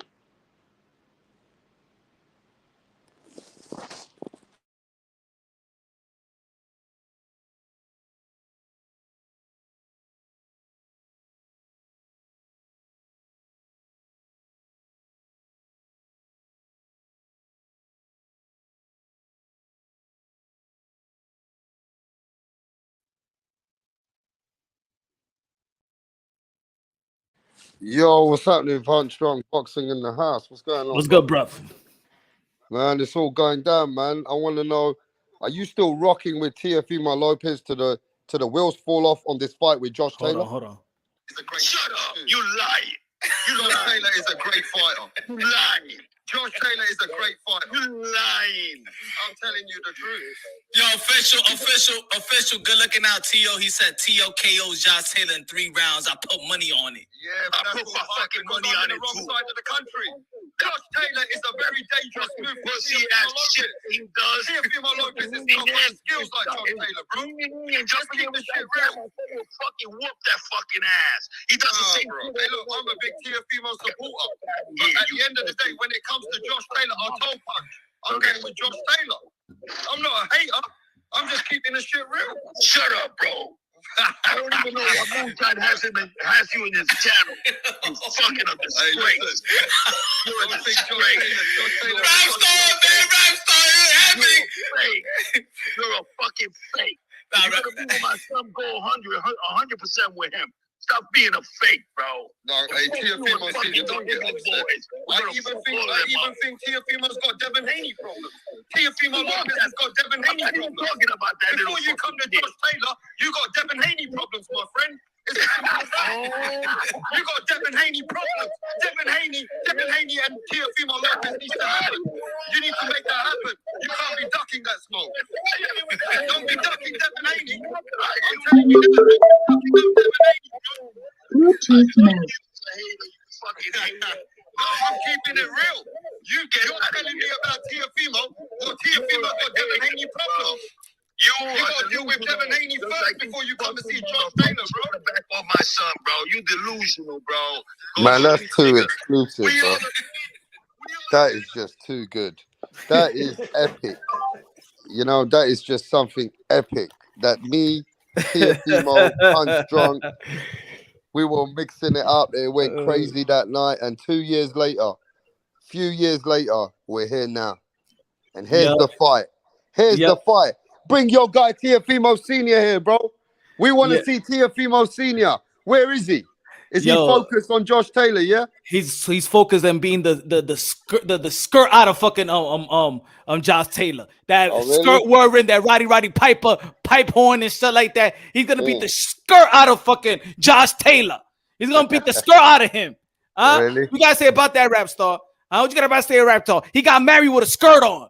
I didn't even know who was the wife. He got married with a skirt on. That man's coming with his skirt to slap up your boy. He's coming with his skirt to slap up your boy, because let's keep it real. At 140 Punch, we can go back and forth. We know one thing, that 140, Josh Taylor's just got the names after the names after the names. Proven factor. He's a proven product. Your guy ain't even developed at 140 like that right now. Yes, his greatness time was beating Lomachenko after Lomachenko started landing hands on him. Landing hands on Teofimo, started fucking bruising up his face. And then Teo came back in the 12th round like a little champ. I give him that. But let's keep it real. Your boy's been acting like Deontay Wilder. Hey, yo, Teofimo acting like Deontay Wilder. You know what happened to Wilder, Punch? I'm just saying. I know that your boy's acting like Deontay Wilder. And that's not a good sign. That's not a good sign. And has Teofimo Lopez got mental issues, Punch? That's what we're gonna see on Saturday. That's what I need. That's what I need. I need the crazy Teofimo Lopez. That's what we need. I hate the civilized shit. That's what we need. Some craziness going around here, huh? That's what we need. You act like Josh Taylor don't got a little crazy in him. Hey man, Gabriel, we're having some fun here. But yo, man, it's going down. It's going down, bro. Yo, that combo was like, it was like yesterday. Like if you listen to the whole combo, it's like if this shit was is so relevant. Yeah, people are saying in the chat, bro, I remember that, man. Lisa said, I can't believe that she watched it live. And Don Ramon, he sometimes doesn't agree with you, but he says, bro, those lives back in the day, they were lit. You know what I mean? No. Fuck you, Don Ramon. No. Don't say that. Now you went to the other side, right? You went to the other side of the fence. You supported them dudes you supported them fucking coward dudes that was going at me. Now you stay with them. You stay with them lame ass motherfuckers, all right? Hey, listen, man, you got to play that again because I just got to do something. But Gabriel wants to get his shit off. What's going on, Gabriel? No, I just want to ask you a question real quick, Rap Star. Would you admit that you're a little bit biased, when it comes to Taylor, being that he's your countryman? He's not really my countryman. He's from Scotland. But you can Isn't he imagine, from yeah? the UK? You can imagine, right? This is 2 years in the making, bro. This is between me and the Lopez's. This has been going on for a few years. And I'm not biased. I'm not biased towards the situation because, to be fair with you, I said that if Teofimo wins, he becomes one of the greats today. Didn't I say that? Yeah, I heard you say that earlier. Yeah. Yeah, so I'm not taking away from what Teofimo can do, but I got to keep it real. That even though me and Teofimo's dad went back and forth, I'm confident still with Josh Taylor that he can pull this through because he's done it. He's done it time and time again with good fighters, and Teofimo Lopez hasn't scared me at 140. How much was the bet? How much was the bet? 10,000. And I got the clip, brother. My 1,000 against his 10,000. But I want to hear. I want to find Teofimo Senior, bro. Where is he? What now? Yeah, we want Teofimo Senior to say, is he still betting me, or is he just? It's just talk. Hey, I got the clip. I got the clip where you put it on the chat, and I asked him like, "Yo, is the belt still on?" He said, "Hell yeah! $10,000 is like $1 to me." Oh shit! Hold on, Rap. Hold on, I got you right here, Rap. Hold on, Rap. Let's play it. I knew it, bro. Come on, you know I'm talking the truth, bro. Come on. Okay, Senior, look. You know I became a big fan of your son. When I lost $1,500 in front of Punch. I lost $1,500 in front of Punch, and I became a big fan of your son. Fuck goes in the ring. That's what you gotta believe, bro. And you gotta wake the fuck up because you don't know shit about boxing. I do support your son, and I know a lot of fucking shit about boxing. I know a lot of shit about boxing, and I support your son. And I support your son. He's a fucking pussy. Okay, so why are you going funny again? He's a pussy, and he's not gonna fight us, you pussy. Okay, you see? Watch this. Josh Taylor, you better watch what you ask for. Say the name again. Told everybody. Josh Taylor told everybody last month. He told everybody that your son ain't ready for him, and your son better stay at 135. He better not come to 140, bro. That's what Josh Taylor said. So don't need to tell me. I'm reporting what Josh Taylor said. Josh Taylor said that to everybody. Pussy. He's a fucking pussy. He said your son won't be able to handle him at 140. Bro, that's what he said. Sacrificing himself at 135. That's the worst you're gonna see my son at. And we just beat the best fucking fighter in the world at 135. My son has been at 8 years at that weight division, you fucking idiot. Yeah, but Josh Taylor would knock Lomachenko the fuck out. How about that? You out of your fucking mind. Josh Taylor would beat the fuck out of him. You out of your fucking mind. Josh Taylor would slap Lomachenko the fuck out. That's all I'm telling you, bro. Josh Taylor would slap that little guy up like crazy. That's what I'm saying. He fought for 135, Lomachenko will fucking break his fucking ass down. I love your energy, Senior. I love it. But you're talking a rap star. And Josh Taylor already told us that your son ain't ready for it. I'm winding him up. Told us, bro. Bro, that pussy. I keep winding him up. To fight Lomachenko with Lomachenko will fucking eat him alive. Okay, let me ask you this. Are you ready to come to England to fight our Josh Taylor? I'm gonna fuck your boy up in England, you fucking idiot. That's what I said. You're in trouble. You're in trouble, bro. You're in trouble. You're in trouble if you're coming to England. I'm gonna buy you fucking front stage tickets for you to see it live, you fucking idiot. And I'll have fish and chips ready for you. I'll have fish and chips ready for you. I'm gonna get over to England. I promise you. You ain't beating Josh Taylor in England, bro. You ain't doing that. I'm gonna buy you front tickets to watch that fucking fight. If you beat Josh Taylor in England, Lopez becomes the number hell. Teofimo Lopez is going to be one of the best ever. I will be not only a supporter, I will be part of the takeover. You heard rap? Yeah, and I'm agreeing it now.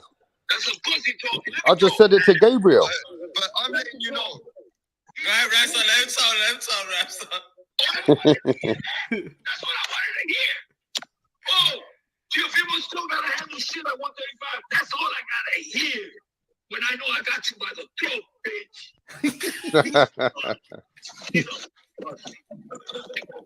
He's fucking crazy, isn't he? Fucking high heels, you fucking. He said that your son. He said your son's a pussy. That's what he said. He goes, your son said you should stay at 135. You guys are idiots, bro. You're a fucking idiot.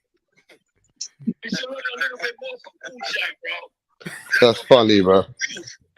Where's the money? I don't. Now leave it. Bro, we beat that motherfucker 11-2. 11-1.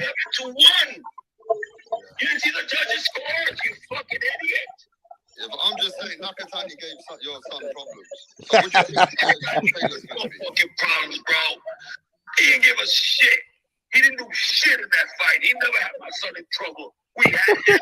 We put that motherfucker in the hospital for a year and 7 months. We retired that bitch, and he came back to fight Verdejo. And how do you think you'll do against Regis Progress? How do you think you'll do against Regis Progress?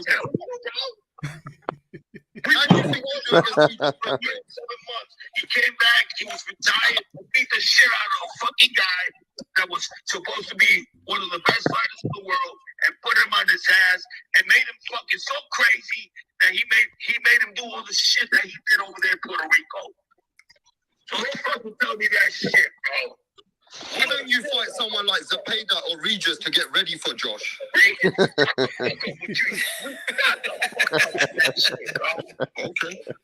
Shut the fuck up with Regis Progress. What the fuck? Who the fuck did Regis Progress win and fought and won? So are you gonna knock Josh Taylor out in his own country? Fuck yeah.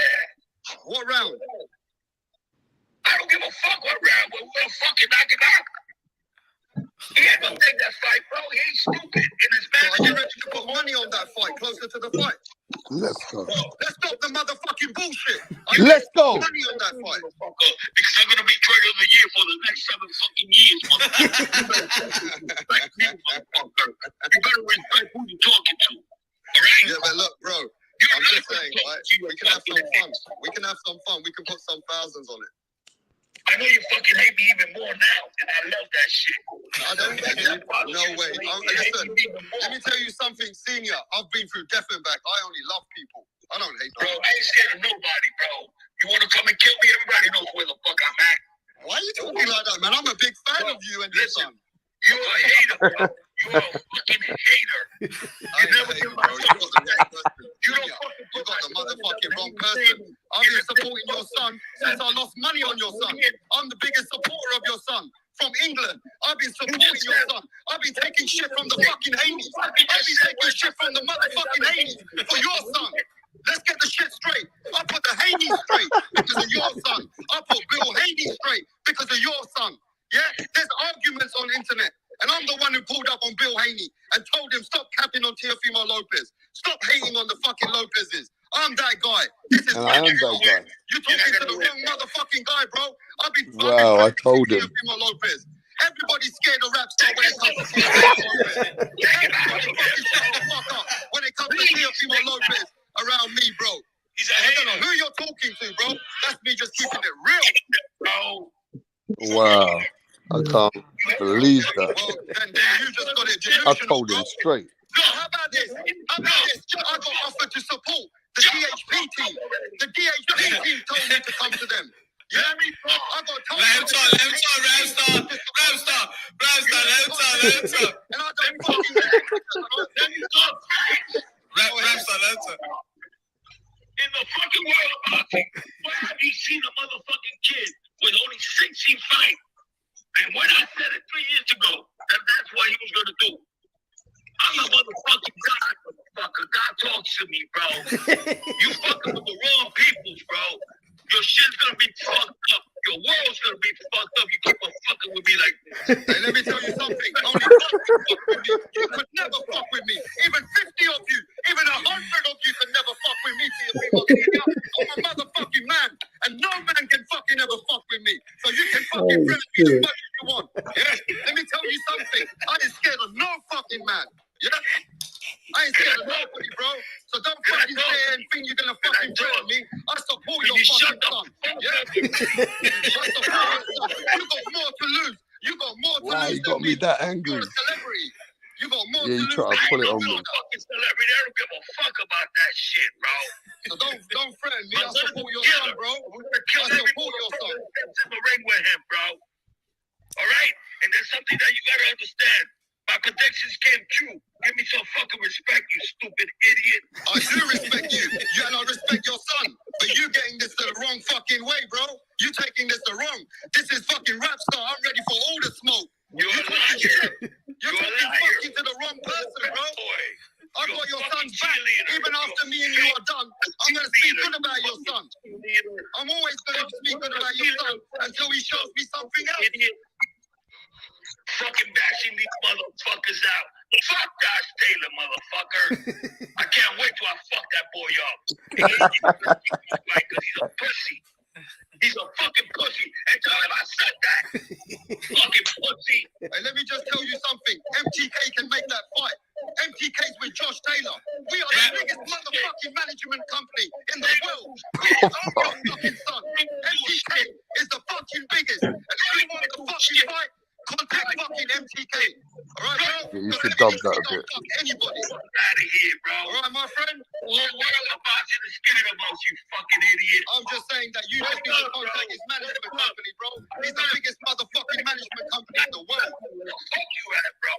Wake up and see what the fuck is happening. Teofimo Lopez is taking over boxing, you fucking idiot. I never said he wasn't. What do you think we got Jennifer Lopez and fucking and Metallica? Fucking over here on the contract, you fucking idiot. But why are you calling me a hater? You think they're gonna take from Floyd? Because I support your team. So why are you calling me a hater, bro? They're gonna take from a superstar that's coming, motherfucker. They know who's coming. We changing the game for boxing, you fucking idiot. Wake the fuck up. It's not fucking being a cheerleader, you fucking idiot. Get this guy out of my fucking. I'm gonna get a heart attack.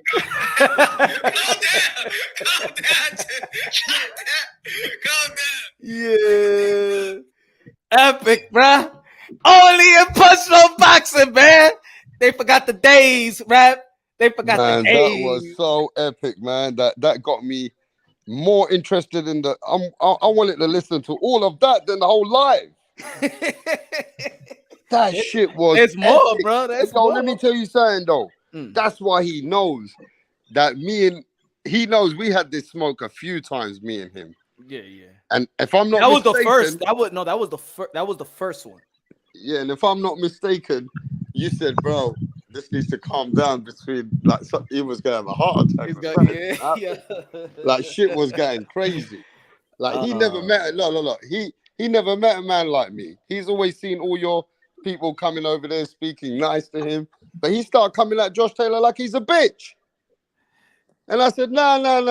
Look, I gave him respect for his son, bro. I told him your son's doing what he's doing right now. That was after the Lomachenko fight. Don't forget. You know what I mean? I couldn't knock him.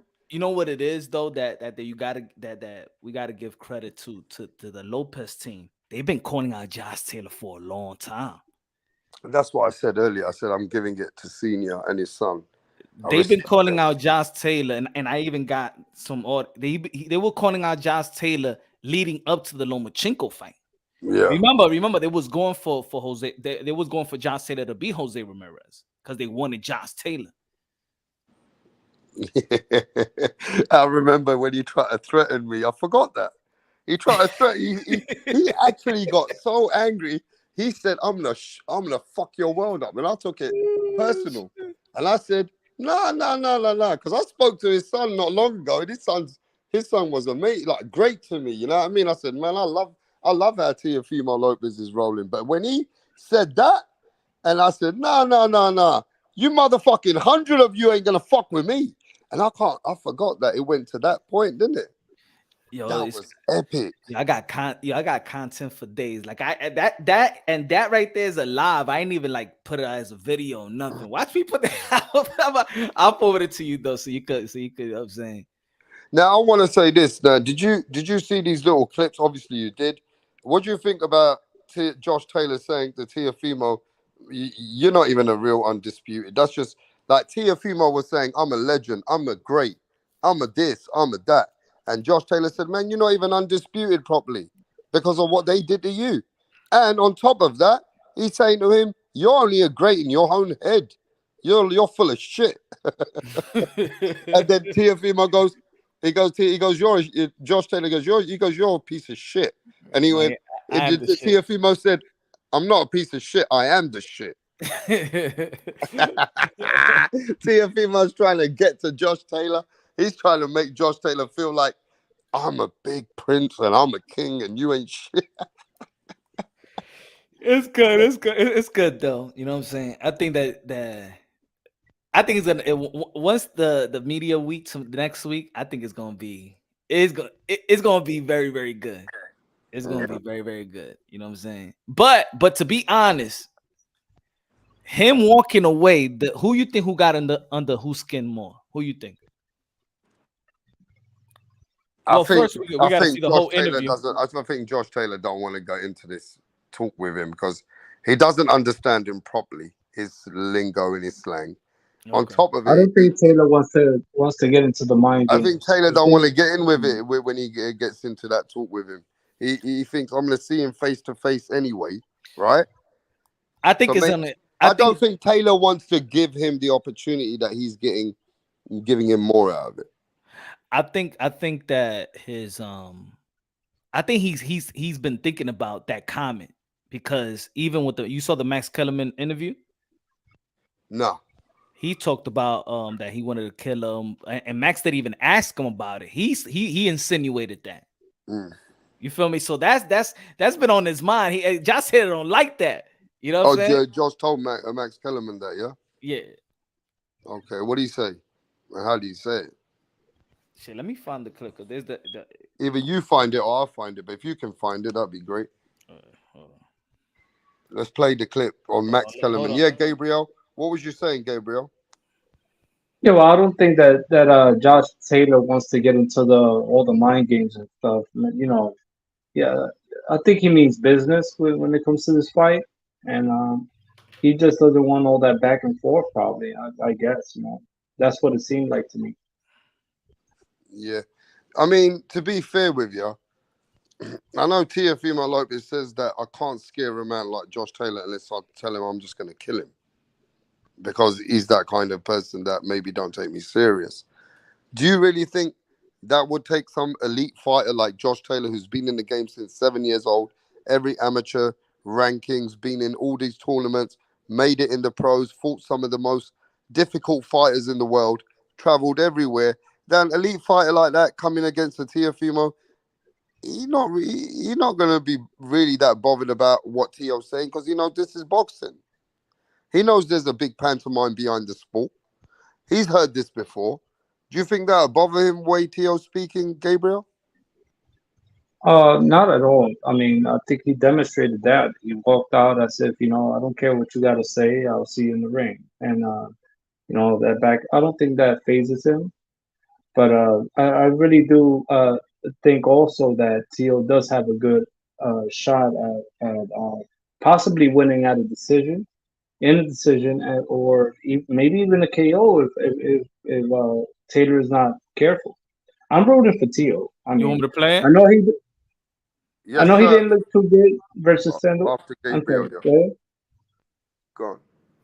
Yeah, I know he didn't look too good versus Sandor Martin. Yeah, he was going through things. He's going through things now, but I think he could pull it off, man. Something tells me that he can. He looks a little bit more focused now, if you ask me. Let me answer that question for Blitz. He said, "Why is he wearing the Spanish flag? His grandfather is Spanish. Teofimo Lopez Sr.'s father is from Spain." Oh, is it? Yeah. Okay, Abel. Have a good night, Abel. What's going? Yes, Abel. You're calling it early one, yeah? Yeah. Go on, Punch. Play the Josh Taylor interview with Max Kellerman. Gotten fed up with Teofimo. What is it about Teofimo that got under your skin? It's not got under my skin. I just find him intolerable sometimes. He just speaks just gibberish, nonsense. One sense he's talking about being a role model for the kids and the younger generation, and in the next sentence he's talking about killing people and having a body on his record, a bit like what. In other words, he wants to cause a ring death and have that on his record. Yeah, he just talks nonsense, just complete nonsense. I think his brain's all over the place. You know, I just think he's mad. You know, I just think he's crazy. How much of that do you think is promotion? He's promoting the fight. How much of that do you think is really Teofimo? I think a lot of it is promotion, a lot of it is bravado, but a lot of it is, I do think, is his as well. I do think he's mentally gone. I do think he's quite mentally unstable. So, but I don't really care for what he is or how he is outside the ring. I said as long as he gets there on fight night and I can punish him for his words that he was going to say, so that he's been saying. So, yeah, I'm looking forward to it. You know, you're a bit like this. I mean, the Prograis fight. There you go.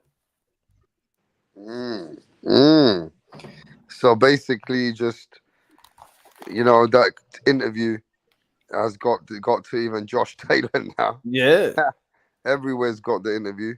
Even Bob Arum's probably listen to it here and there. I mean, it is what it is. At the end of the day, it might sound like it sounds, but Deontay Wilder said the same fucking thing. Mm-hmm.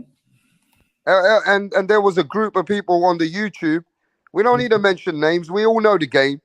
That actually were embracing Wilder for being that kind of a man.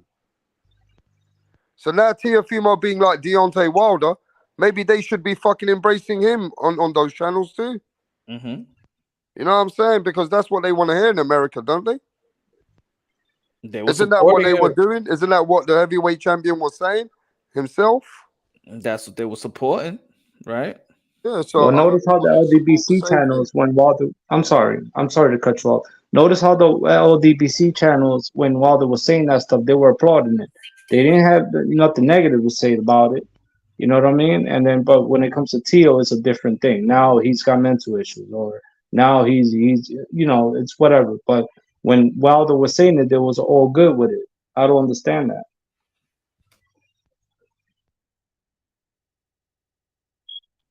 I mean, it depends how you look at it. When Deontay Wilder was saying all those things, that he wants a body on his record, now Teofimo saying he wants a body on his record.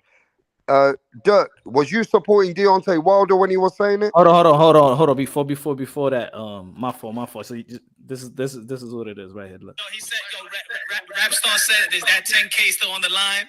Josh Taylor and Rapstar Boxing Knowledge. He said that 10K y'all bet it. The other time y'all was on the panel, that 10K he bet a 10K with you. That Josh Taylor would beat your son. Still on. Shit, what $10,000 to me is like a fucking dollar, bro. Get the fuck out of here. You better come up with that money. Are you gonna be in between, bro? I don't even know if that shit is legal. You know? I just want the 20%. There you go. I want my 20%. All right. There you go. Yeah. Then when he said that, if you remember when he said that it's like a fucking dollar to me, yeah. If you notice in the chat, I said, all right, then I'm going to put 1,000 against your 10 grand. Let me see it right there. Yeah. And then he went and said certain things afterwards. But yo, I want him to come on the channel to certify the bet. That's what we need to do. But yeah, who's in the chat? Who's in the back? Who's in the back? Who we got? Dirk, you there? Yeah, I'm here. Yeah, so did you glorify Deontay Wilder when he was saying I want a body on my record? Did you like that about him? Do you like the same thing about Teo? No, but I know it's like that about Deontay Wilder. No. Okay. Not really. But I mean, I know it's things that fighters say. Maybe some of them are just not as honest, but But here's the thing: did anyone hear this much noise when Wilder said it compared to when Teo said it? Yeah, absolutely. The people who hate Wilder and that side of boxing, yeah, they definitely brought it up. Matter of fact, Rapstar plays it almost every single day on the little thing. Yeah, So I'm the one. I'm the only one. Yeah, yeah, I mean, but I'm here in the saying States, people that's And you always know bring that why I up. do that, Dirk? I'll tell you why I've kept that clip. I got that clip a long time ago. It's part of the fun of the, like Tracy. And also, Yeah. I had a lot of debates. Like boxers were coming over here debating me, bro, trying to fucking debate me, fight me on Punch Drunk Boxing's channel, saying, "Yo, Punch, don't have Rapstar. We got proof. When I get the documents, we used to go back and forth with Tay Jones and Cocksucker Sports and all these other bodies that used to come, bro. You calling my name like, you know what I mean? And they used to say, yo, this Rapstar, he don't know shit. And they always used to come at me, even at Punch's channel, they used to say, yo, man, tell Punch, yo, keep Rapstar back because he don't have the receipts. We got receipts. We got proof coming out of court. Man, all this bullshit, bro, they used to do with us. So part of those debates were diabolical, Dirk, and they were protecting Deontay Wilder in every angle. When he wanted to put a body and catch a body, it was glorious. You know what I mean? And let me tell you something, bro. When Deontay Wilder used to say, I want to get a body, bro, that used to put fear in people. Like, what the fuck is this man saying, bro? Like, he crazy. Like, some fans were like, wow. Keep it real. He used to keep me thinking, oh, this motherfucker fucking is crazy. You know what I'm saying? Right? Yeah. But you got to say the same thing about Teo. If he's saying that, then he a bit like Deontay Wilder. I don't know. Teo's all over the place. You know, one moment, like Josh Taylor said, one moment he wants to be a role model for the youth, and next moment he wants to kill people. So I don't know. Teo's Teo. It is what it is. Yo, Punch, you were playing something? I can't. No. Okay. Well, Punch, at the end of the day, when Deontay I got Wilder... Hey, yo, man, I got receipts for days, rap. You know I got receipts. You got enough receipts, bro. I remember when Deontay Wilder's team... I'm going to give everybody a receipt. Back in the day, a few years ago, when I first came in these streets, Deontay Wilder's team reached out to Punch and said, yo, Punch, you can't have people like Rapstar and all these others coming on the channel talking their talk because they wanted to have a certain energy. And that's why you never got the Deontay Wilder interview. Am I right?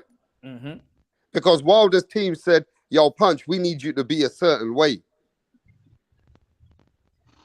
Remember them days? Yeah, they was like, yo, we watch your 6 hour live, and you let mad people talk shit about Deontay Wilder and call him gay and all that shit. And I'm like, yo, but that's people, that's their own mind. You know what I'm saying? Did you hear me call him any names like that? I don't disrespect guys like fighters like that and call them faggots and shit like that. Like, now we ain't hear you, but you wouldn't regulate that. I'm saying I ain't gonna regulate no grown man. You know what I'm saying? Hey, I might be naive to the fact, but do fighters like offer y'all money to like give him like positive coverage? Nah. I've never had that in my life. Nah. Okay. That's a myth. But they definitely try to like chum you up and soften you up to make you give them positive coverage, though. I mean, to be fair with you, they could soften you. They could try, but not. You know, you can get certain managers and say, "Yo, man, you know, we think good about you," or you know, we like your channel. Yeah, but some back in the day, Bill Haney can turn around and say to other people, "Yo, man, you gotta follow the DHP team, bro. Come and get that DHP shit." You know how it is. But at the end of the day, man, that's down to you if you want to follow this kind of tribe thing. You know what I'm saying? Yeah. If you want to follow a kind of what works for your channel, I'm not sure. But I do believe certain channels, just to get certain connections and certain interviews, like the Boxing Voice, and I'm just saying certain other channels even, they got to keep it cool with certain fighters and their people because they know those people will let them into the back door. You know what I'm saying? That just works in boxing. That's just how it works. I've seen a few I've seen a few comments on Punch's channel where people are saying that he's getting kickbacks from these fighters for sort of the same thing for him to speak well about them and stuff. But I don't believe none of that. People just jealous. I don't know. They corny. I think that just because they see that fighters give me props or they cool with me, they feel like it's something like it's just that they cool with me. They like my content. As much as I could like their fighting style, whatever, They like the content. And I've been telling people, fighters be on YouTube, bro. All basically 90% of the fighters, especially in America, they look at YouTube channels. They might not say nothing in the chat, but they know everybody, bro. They know everybody. Yeah, the crazy thing is, right? It's weird, but they know more people watch these little contents that we even put out than you will believe. Man, I had Paulie Malignaggi taking fucking clips off my channel just to talk about fucking someone else. Yeah, bro. I'm with telling Devin you. Haney. When I had the conversation with that, and they said they listened to the 6-hour live. I'm like, damn, how you listen to the? And he's like, and when I was talking to Wilder's team, they was watching it while I'm talking to them. And you know who did it? He said, Deontay Wilder's father didn't want him to come to the channel as well because he ain't like what was being said about his son. This is true story. True story. And he came and he came live to talk about it. Yeah. So now they all listen, bro. They all listen. Now I want to talk to you guys about this Canelo Alvarez situation that Bivol's team have just 4 or 5 hours ago come out online, said that they rejected Canelo's offer because of the offer's not good enough for them or whatever the situation is. And David Benavidez' team has put 50 million on the floor, or they've said that they've come out there on Eddie Reynoso's page saying that they're ready to bring that offer in any formal way or whichever way. At this point, if he's not going to fight Bivol, who should Canelo Alvarez fight, bro? Benavidez. And I said this earlier, Punch, and I had people coming on the channel saying, yeah, no, man, if it don't have to be Benavidez, we got Berlanga's a money fight. We got this guy's a money fight. I mean, where's all this protection racket coming from? The fanboys. You know what I'm saying? Huh? The fanboys. I told people, man, stop being fanboys. You got to expect Canelo now if the best offer for him is David Benavidez. They told me that Benavidez is an easier fight out of him and Bivol. So if that's the case, not only is it an easier fight, it's also the more lucrative fight for Canelo. So wouldn't it make more sense? You know, allegedly. Just saying. But there has become a fans out there which want to push the Berlanga fight now. Oh my God. That's like, I saw like one or two people, Frank the Bum brought that up, but I don't think anybody else really cares about Berlanga. He hasn't done shit. Well, I agree with Derek. I think that the Benavidez fight will make the most sense for Canelo. I mean, we already seen what it looks like between him and Bivol, and I doubt anything will change in the rematch. So I think the next best fight for him would be Benavidez. It really should be the fight now if there ain't nothing else on the table which is big enough. Whereas Canelo can make money with everybody. But at this point, Berlanga or who else is he going to fight? Jaime Munguia. Now they're pushing Jaime Munguia. Nah. You know what I mean? Both guys are not bringing no legacy to the table. For me, ain't no The Canelo. fans what they want, Canelo. I feel that Canelo's got a couple big fights. David Benavidez, if not fight Andre, what's his name? Demetrius Andre. He ain't gonna fight Andre. Charlo. Or It's a big fight. Charlo. Get that Charlo fight. In Texas.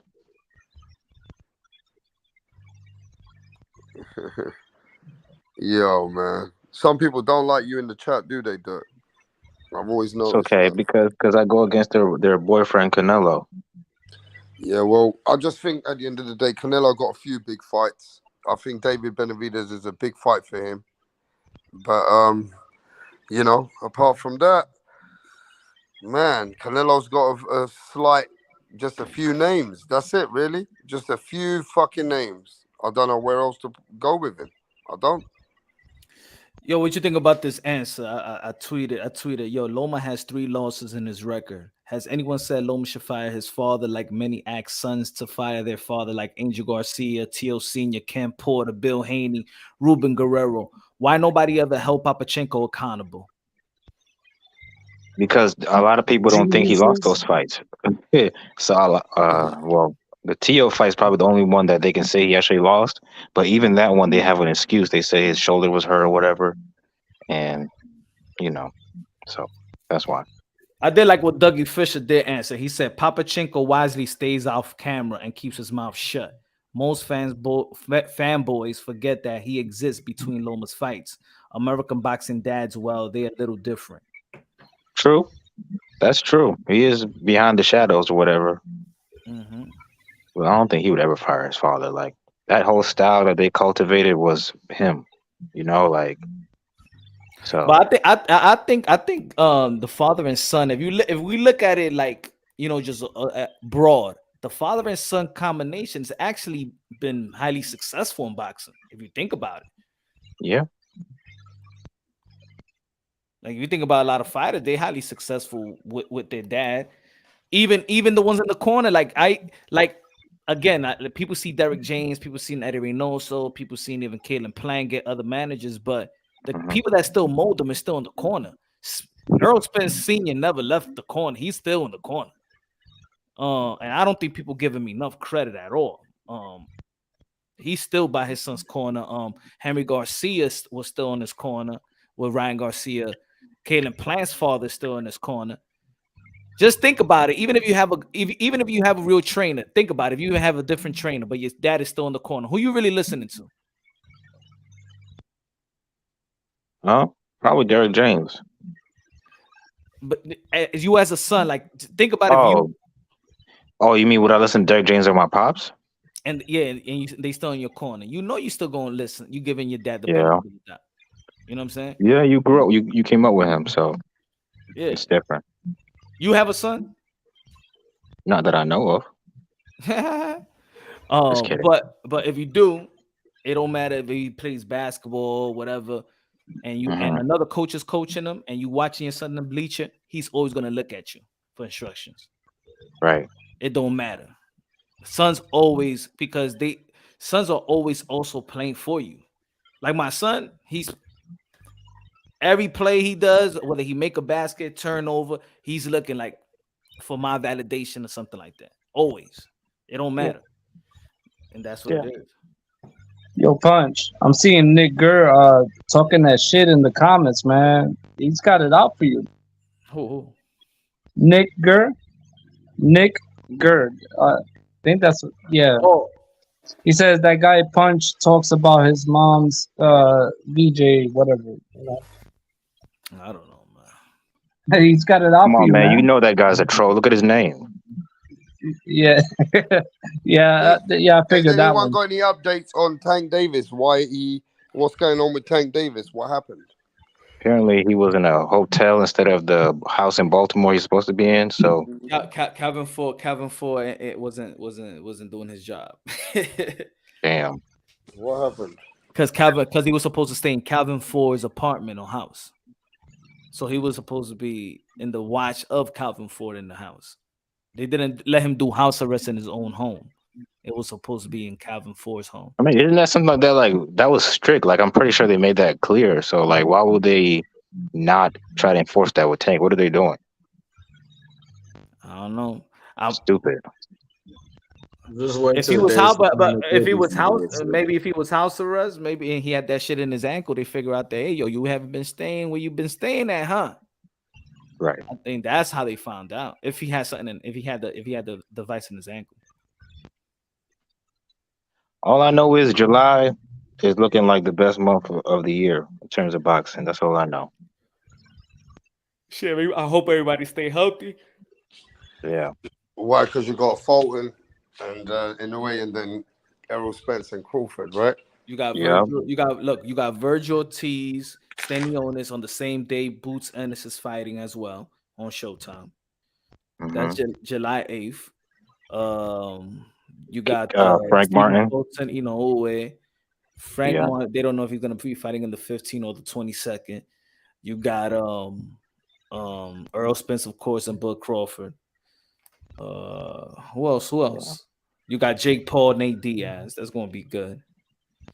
I can do without that one, but yeah. Hey, it's boxing. Like all eyes on boxing in July. All eyes on boxing. Whether it's How does I'm sorry, go ahead. I guess. How does anyone see the Inoue Fulton fight going? Who do you favor? 50-50. to be look, I love Inoue. I'm a favor Fulton on this one. Why? So you favor Fulton over Inoue? I'm a favor. Man, if Inoue can beat Fulton, bro. Yeah, I think you it could be gotta. Fulton, but I'm a favor. I'm a slight favor with Fulton on this one.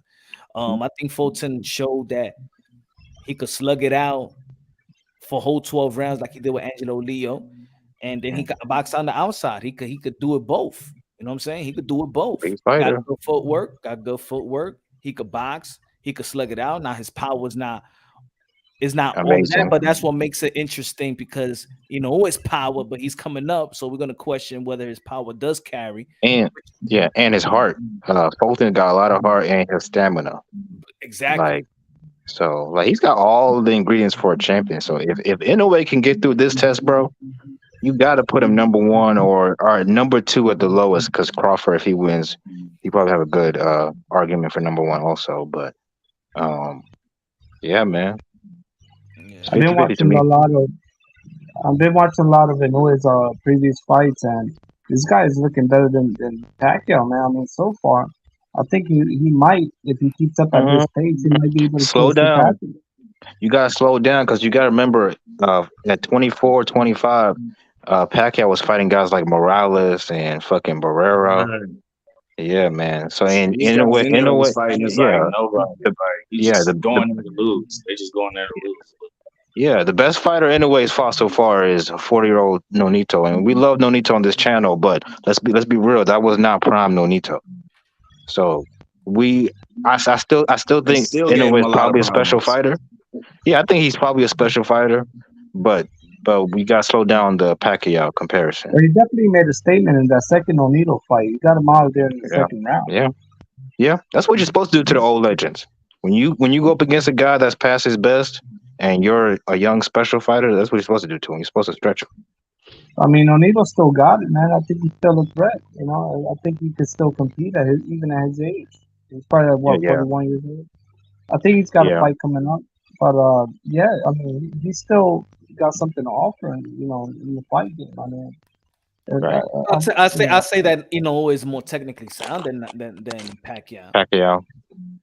Pacquiao's like a Roy Jones. Like those type of guys are like freaks of nature, like they're very unorthodox and you really can't replicate their style, because they're just weird. You know what I mean? It's freakish.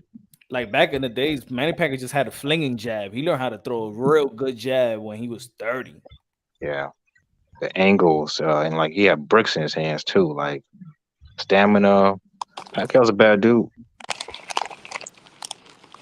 But don't you think being the home fighter with the whole country behind you and they're going to Japan, I mean it's set up for Inoue to win, isn't it?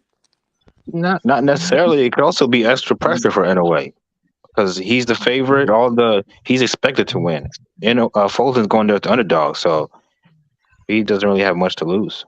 I think it's a lot of pressure for both of them. Because he knows he got to win clear as fuck. There's no way this shit even comes. Even if he wins by 2 rounds, he either gets a draw or he lost. He's going in there with at least 3 rounds in the bag. Japanese people are not that like that, but we'll see.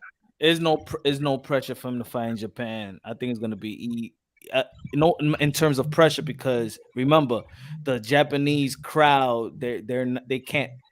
It's like they're managed not to be loud. They're like golf. Like when they're fighting, everybody is quiet. There is no beat them up or stuff like that. If you ever watch the fights in Japan, like it's almost like shh. I'm only saying that so because there is no pressure.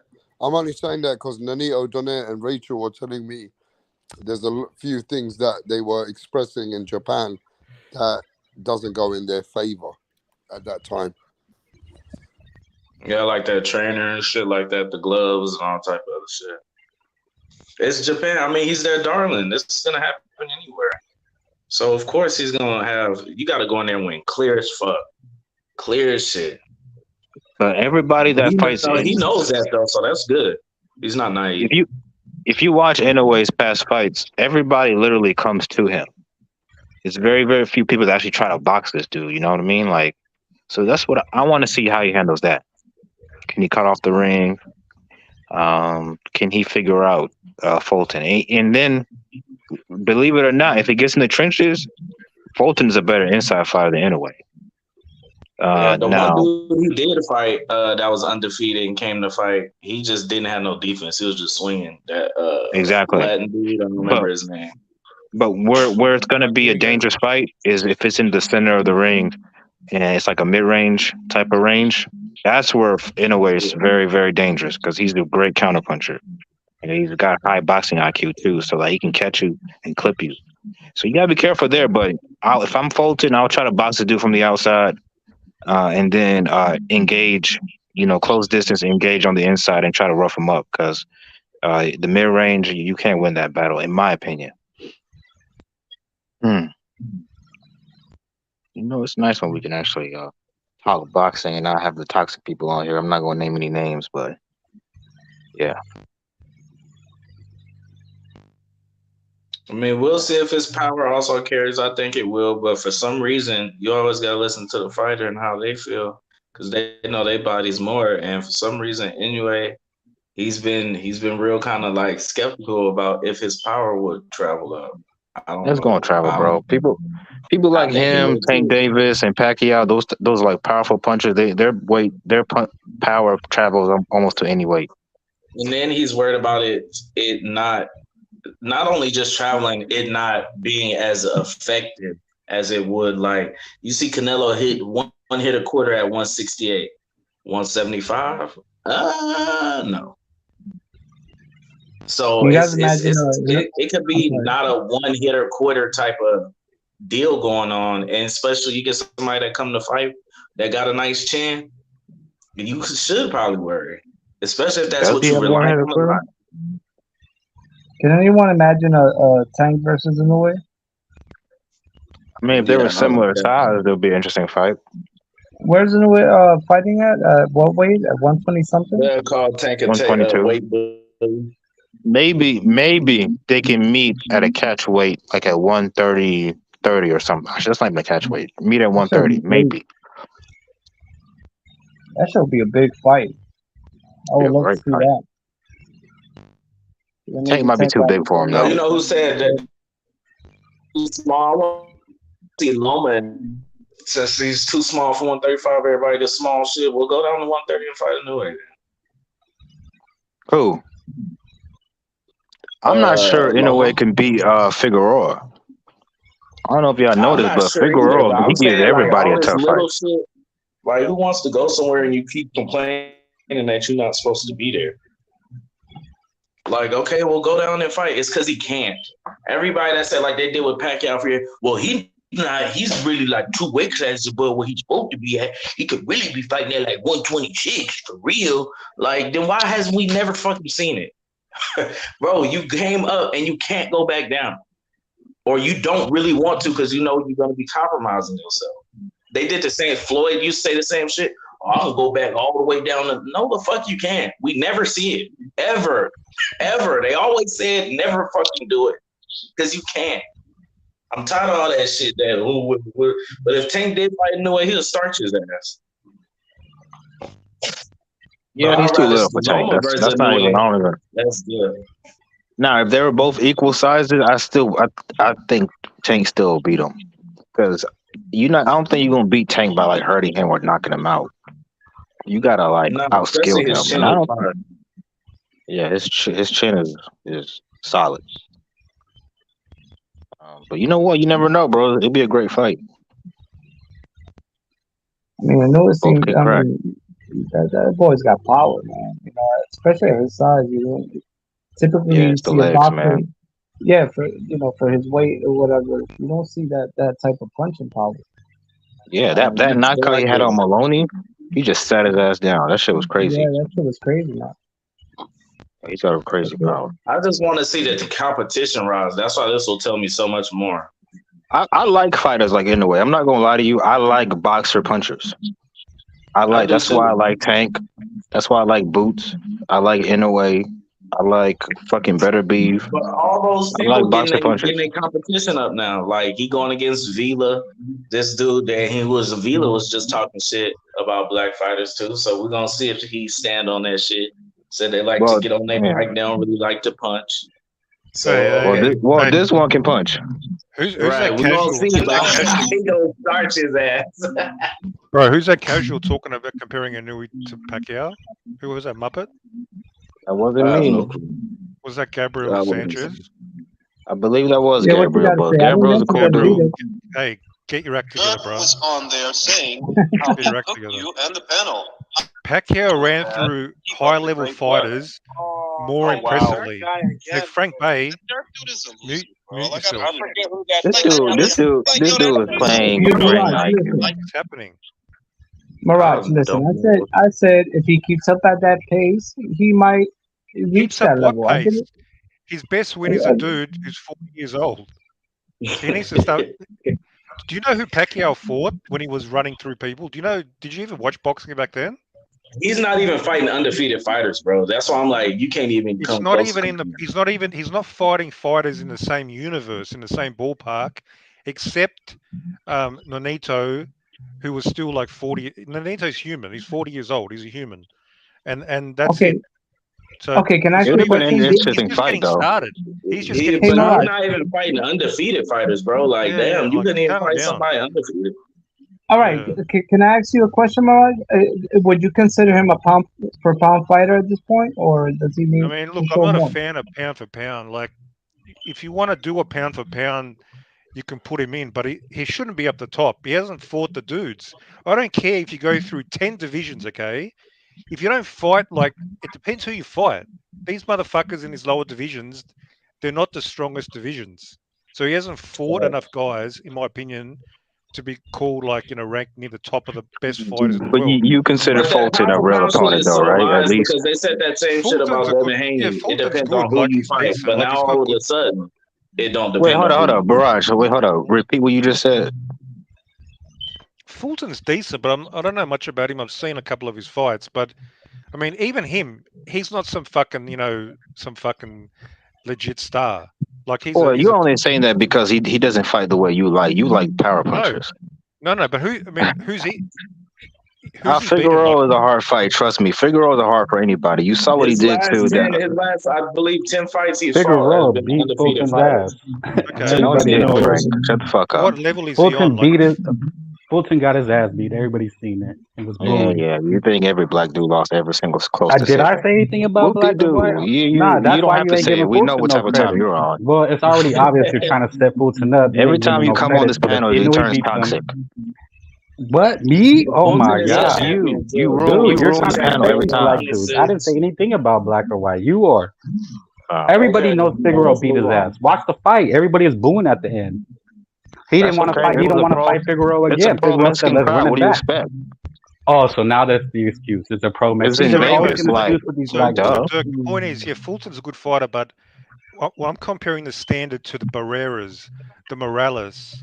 That's not fair, Mirage. Well, you compare him to his fight. No, look. That's what this fight is. If you're going to talk about the best fighter in the world, to me, the standard has to be fucking high. Oh, okay. Now that I agree. Look, if you think Inoue is the best fighter in the world, then yeah, I don't think that. But he's a good fighter. They're putting him number 1 or 2 in the world. Especially after this fight with Terrence Crawford and Spence, bro. If Terrence wins, 2-time undisputed male, like, bro, smoking dick. You gotta put Terrence at number 1. Inoue gets more credit. He'll be number 1. Inoue gets more credit. He's number 1. He's going up to fight the unified champ, going up a third weight class. These guys, Spence has been at that weight class. He's never moved up. I said, so did you Crawford listen, don't get that bro? much credit. I said, if Crawford bullshit. Inoue's number 1, he'll remain number 1. It's gonna piss these black guys off. What's a better win, bro? Spence or What is wrong with this dude, bro? I don't know. He's always in his emotion, but No, because that's what Dirk Dickhead said. He said, "Oh, it's the black guy." No, but these black guys want they just want the black guy to be number one. See, look. Every time he's on the panel, that's what you said. No, that's what you said. You said that's what you said. You said you're making a black and white thing. I'm saying, well, that's what you're doing. You want to put the black guy. All right. No more race stuff, bro. We're talking boxing. We've been talking boxing, but you made it about race. You said it. Okay, I that's okay then. Okay, no more boxing. I apologize. No more race stuff. No, but that's what I'm saying. It makes sense though. That's why. What's a better win? What's a better win, Fulton or Earl Spence? Inoue beating Fulton's a better win. Nah, no, because Terrence Crawford is moving up. He's a smaller guy. Okay, Earl's been at that weight. So it's a better win. No, Inoue's moving up from his third weight class to fight. Isn't Crawford also moving up to his third weight class? He's been there for years. I'm not gonna tell you to scream. Are you gonna scream over me? You gonna chimp out right now? You scream over me? I'm having a conversation. You can't have a conversation because it's like you can't fucking comprehend. You are screaming like a hoe. Stop screaming. Anyway, Inoue is moving up his third weight class. Okay, he's just was undisputed, and he's not taking his time like some of these guys. They fight a couple fights at a weight to get acclimated. He's going straight to the top guy, the unified champ, Stephen Fulton. He's chasing him. I do agree that it's impressive that he went straight for the top guy, but I don't think you deserve extra points on the pound for pound list because of that. I mean, whether you've been there or you just got there, it's still going to be a hard fight. But that's the question you asked me. You said, well, how I have to put Earl Spence and Crawford. I said, no, you don't. It's like, that's what I'm saying. You're trying to put them on top when Inoue would remain. He's already on top and he'll remain there. He's not sitting at undisputed and just fighting cans. He's going up to fight the toughest guy. And Stephen Fulton, and it's weird that you're downplaying Stephen Fulton. People were putting him on the pound for pound list. You just said Stephen Fulton. Figueroa is a better win than anything on Inoue's resume. No, not even close. You have to say beating a Hall of Famer. Than Figueroa. No. Beating a Hall of Famer has to count way more. He's 40 than Figueroa. I guarantee you, Stephen Fulton would beat Nonita. No disrespect, Nonita, if you're listening, but I think he would beat you. But that has nothing to do with anything. We're talking about what Inoue's doing. He started at 108, dude. He started like as a freaking flyweight. That's crazy. I'm saying that would be okay. Well, stylistically, guys like Figueroa are hard fights for anybody. Just like Sean Porter is a hard fight for anybody. That relentless pressure style, especially for a guy that big, is hard for anybody. You saw what he did to who's the Filipino guy that Figueroa just beat? He beat Gary Russell also. Mark Mazzaio. Mark Mazzaio. Yeah, bro. He folded that dude. That dude, he like Figueroa is and he also beat Neri too. I think he stopped Neri with a body shot. Figueroa is a great fighter. That was him moving up, but at the end of the day, I mean, that doesn't matter, Frank, because he said he lost to Figueroa. So this should I think Figueroa beat his ass. So he arguably, I'm not. You said it yourself, Frank. You thought he beat Fulton, so you could make an argument in your mind that Figueroa beat Fulton, he beat Neri, and he also beat Mazzaio. That's 3 solid names. So obviously, this guy is a pretty good fighter, right? So in my opinion, like I said, Fulton has the best win out of all of them. And that's Figueroa. You can't say he has the best win if the guy's undisputed. He got the best wins. Took like 10 people holds in a row. The guy was undisputed. You don't even know who the guys he beat. Like you don't even know who he fought. I know one of them, Paul Butler. Okay, you know one of them. That's about it. Because they trash, bro. Dude, he destroyed Maloney, who just became a champion. Maloney is okay fighter. Rodriguez, but they're all champions. Like Rodriguez, okay, I'll give you Rodriguez. That's a good win. Rodriguez was a good win. But Maloney, he's kind of there. I think they past his best. To some Taraji guy who was like a 10-year champion, like the dude's, and the way he's done it. Look, man, you may not agree with like Ring Magazine and ESPN. I mean, you have your own list, but the most consensus experts agree that he's the top pound for pound guy. Actually, they have Crawford number 1, don't they? No, they don't. I'm like, I don't know where he Crawford he had to come down because he fought Avanesian. Don't get you. Look, it's a evolving list, so they're gonna change it according to inactivity and things of that nature. They actually kind of have a similar resume. They're both 3 division champs. Exactly. The only difference is, I think Yeah, Inoue's Crawford's been fighting for undisputed. undisputed the second time. But the difference is Crawford's going for his second undisputed. Exactly. And he Like, might that get his trumps third if he everything. beats Ghost 54. And That trumps then there'll be no everything. argument. Yeah, if he does that, bro, you gotta put him top 10 all the time. Like, Well, no, that's you said ridiculous. it's who, but somebody was saying it's who you beat.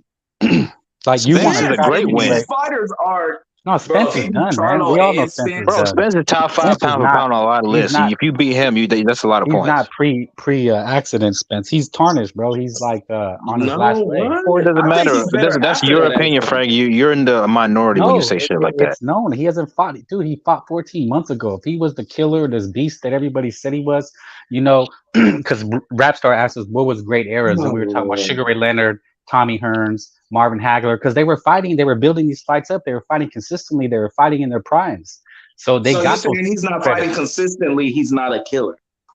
Yeah, I mean, he's he's not like 32. the prior guys that were beasts. They were fighting everybody. They were fighting these round table of hard fights. Well, if you're not comparing him to So nobody he's not in that the dude. 80s, He's not on that. He's not on you're that not level. He's a comparing him I decent don't know fighter. why you try to poo-poo this fight like it's not a great fight. I'm not poo-pooing the I fight. I'm have just giving no you the clue, facts. bro. I'm giving you the honest, assessment of it. Everybody says it.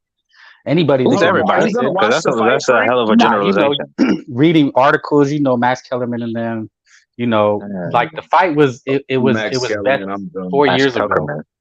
Yeah, you try to go Frank, on are Ring you gonna IQ watch and got this fight, roasted or about this stuff. Like you try to say the always same bring thing that and you got dude up, roasted. man. Like, So yeah, because y'all go by the same narrative and you just circle jerk each other. Like that shit's whack. nah, it's a decent fight. It's decent, but it's not what it should have been in 2018. So when it's they not were a at good a If fight. they would It's have been in just decent. 2018, it wouldn't have done the numbers. And that's what they care about. But that's the thing. What do you want when they're in their prime, when they're ready, or do you want them to marinate till like the fucking dude has an accident and isn't the same? It's like, what do you want, dude? He's still Like, really good. you can't have it both ways. He's still really good. And even if Earl is not the same, Crawford is not exactly the same either. So there's no excuses on both he's like sides. 36. He's like 36. This could be 35. his last. This could be. Well, he'll be 36 this year, so it's basically 36. Yeah, well, but look, we saw with guys like Floyd and Terrence Crawford, they take care of their bodies. So but he'll be okay. The point is that these guys, they're not going to do much after this. Anyway, he beats Fulton, man. He's got the sky's the limit. I mean, who knows? He's going to do even bigger and greater Hold things. on, how old is Inoue again? He's 28, 29. So, it is what it is, man. This fight should have happened a long time ago. It's decent. I mean, it might do okay. It might not. So are you going to watch it? Yeah, I'm gonna watch it. But I would hope so if you call yourself a boxing fan. Well, no. Here's the thing. Like I made sure I bought Benavidez. I bought Stank. I got the Loma Haney fight. I did not buy Benavidez, but I did buy Tank. I bought Benavidez because I like Benavidez. I want to. He's action packed. The Loma, I didn't want to buy it because I You didn't buy fucking Benavidez, Dirk? Did I just hear that? No, sorry. Man, we got a fucking problem now. We got a fucking problem. But as a boxing, I feel like wasn't it? That was expensive over there, wasn't it? That was like $89 or something like that. Still, bro, come on, No, man. no. I thought you were a fucking fan. I think that was Even fucking Frank bought the fucking fight. Yeah. So we know What can I Frank say, sucks. man? Everybody knows Frank sucks, and he still fucking supported Benavidez. Yeah. No, I'll let I'm you gonna up buy this the next one. time. The next fight, hopefully he beats up Canelo. I know you're gonna pay for that shit. Oh, of course. That's the fight I've been wanted. That's in my top 2 fights I want to see. Now he has no excuses. I don't think it's gonna happen, man. I didn't buy Canelo Ryder. Like I didn't buy that shit. I'm not an idiot. So like you think I'm on here? Well, that's debatable. That is for these debatable, Frank. But look. No, I'm a fan of Canelo, but I'm not a dumb consumer. Like I'm gonna buy good fights. Like I was skeptical about buying Loma Hankey because I'm like, man, Hankey could clutch and grab. It's gonna be a shit fight. But I felt like Loma was gonna do something special. You know what I'm saying? I knew Devin was gonna fight the way he did because he had no fucking choice. You're not gonna beat Lomachenko by fighting off the back foot. He's gonna pick you apart.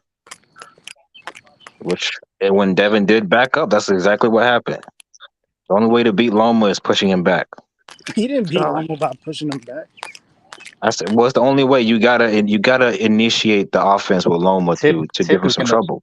Tip Well, Tip probably Payless is thinks he gonna didn't beat buy. him, period. So Tip, Hey, that's Tip. Simp going Why Payless are is you even gonna on buy here, him. Kel? No, He's gonna let's buy not even Keith say his name Thurman. because Hey, let me stop. Simp Damn, is I gonna wasn't pay even gonna 100. bring Keith's name up. Shit. No, I No, didn't because we're even talking say Bro, his about that's name. our Shut up, problem, Tip. bro. pay-per-views. That's our problem, bro. Nobody Y'all said his hold name, bro. back. Stop. Nah, I did. hey, Tip, Oh my that Y'all God, interview, miss did you watch that interview of y'all miss Keith? Keith Thurman so much that you got to talk about him, bro. bro. Keith Thurman. Keith Thurman is like that dude that tries to talk to that one girl and she keeps ignoring him, but he doesn't know how to when to give up.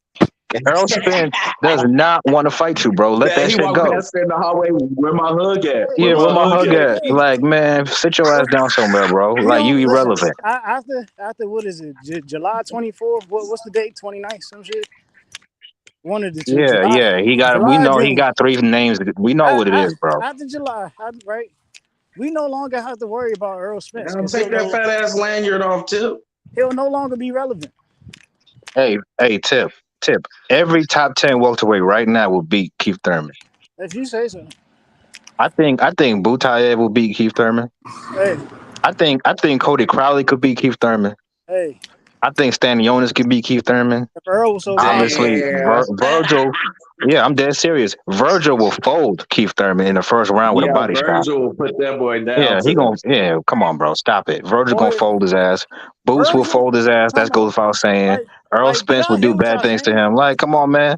Like, you're Like, just trolling retire. yourselves. You're trolling yourselves. I'm not trolling. Telling you the Hold truth. on, Tip Bayless, do you agree with Keith Thurman what he said in his fight hype interview? About Loma what? didn't do enough to win. About what? He said About Loma Loma didn't do not enough doing to enough win. to win. Loma didn't. Yeah, bro. I told y'all the fight could go. Listen, I had it to draw, but the fight could go either way. You know what I'm saying? Bro, If, people don't believe me when I say I go at both fans. Like the if I'm Devin making Haney a, fans who think that Devin dominated the fight and Devin's just a great fighter. He's a good fighter, but he's not if I'm making a some, fair you know. assessment, I didn't have it a draw, but I had Devin Haney winning, not dominate. Yeah, that's But I cool. definitely had him. But then again, for the Loma fans, like stop screaming robbery, bro. Like the man, your man admitted to taking off the 12th round I don't know why he in a close consistently fight. does that. Yeah, in a close fight. Like Consistently that's do it. stupid. Like you consistently fuck up on purpose. It's I wanted to crazy to agree me. with Frank. I wanted to agree with Frank that this Spence Crawford fight, it's not a big fight. Yeah, because you're a Keith Thurman fanboy. Right, because you're you honestly, mad that he didn't get the fight. it's just a showcase fight between two over the hill boxers. That's all it is. So would it be And what two the fuck over is the hill Keith boxers Thurman? if Spence I versus think Keith Thurman fought? the best fight on that card is going to be Isak Cruz, and we all know it. Oh my God! You don't even know who he's Honestly, fighting.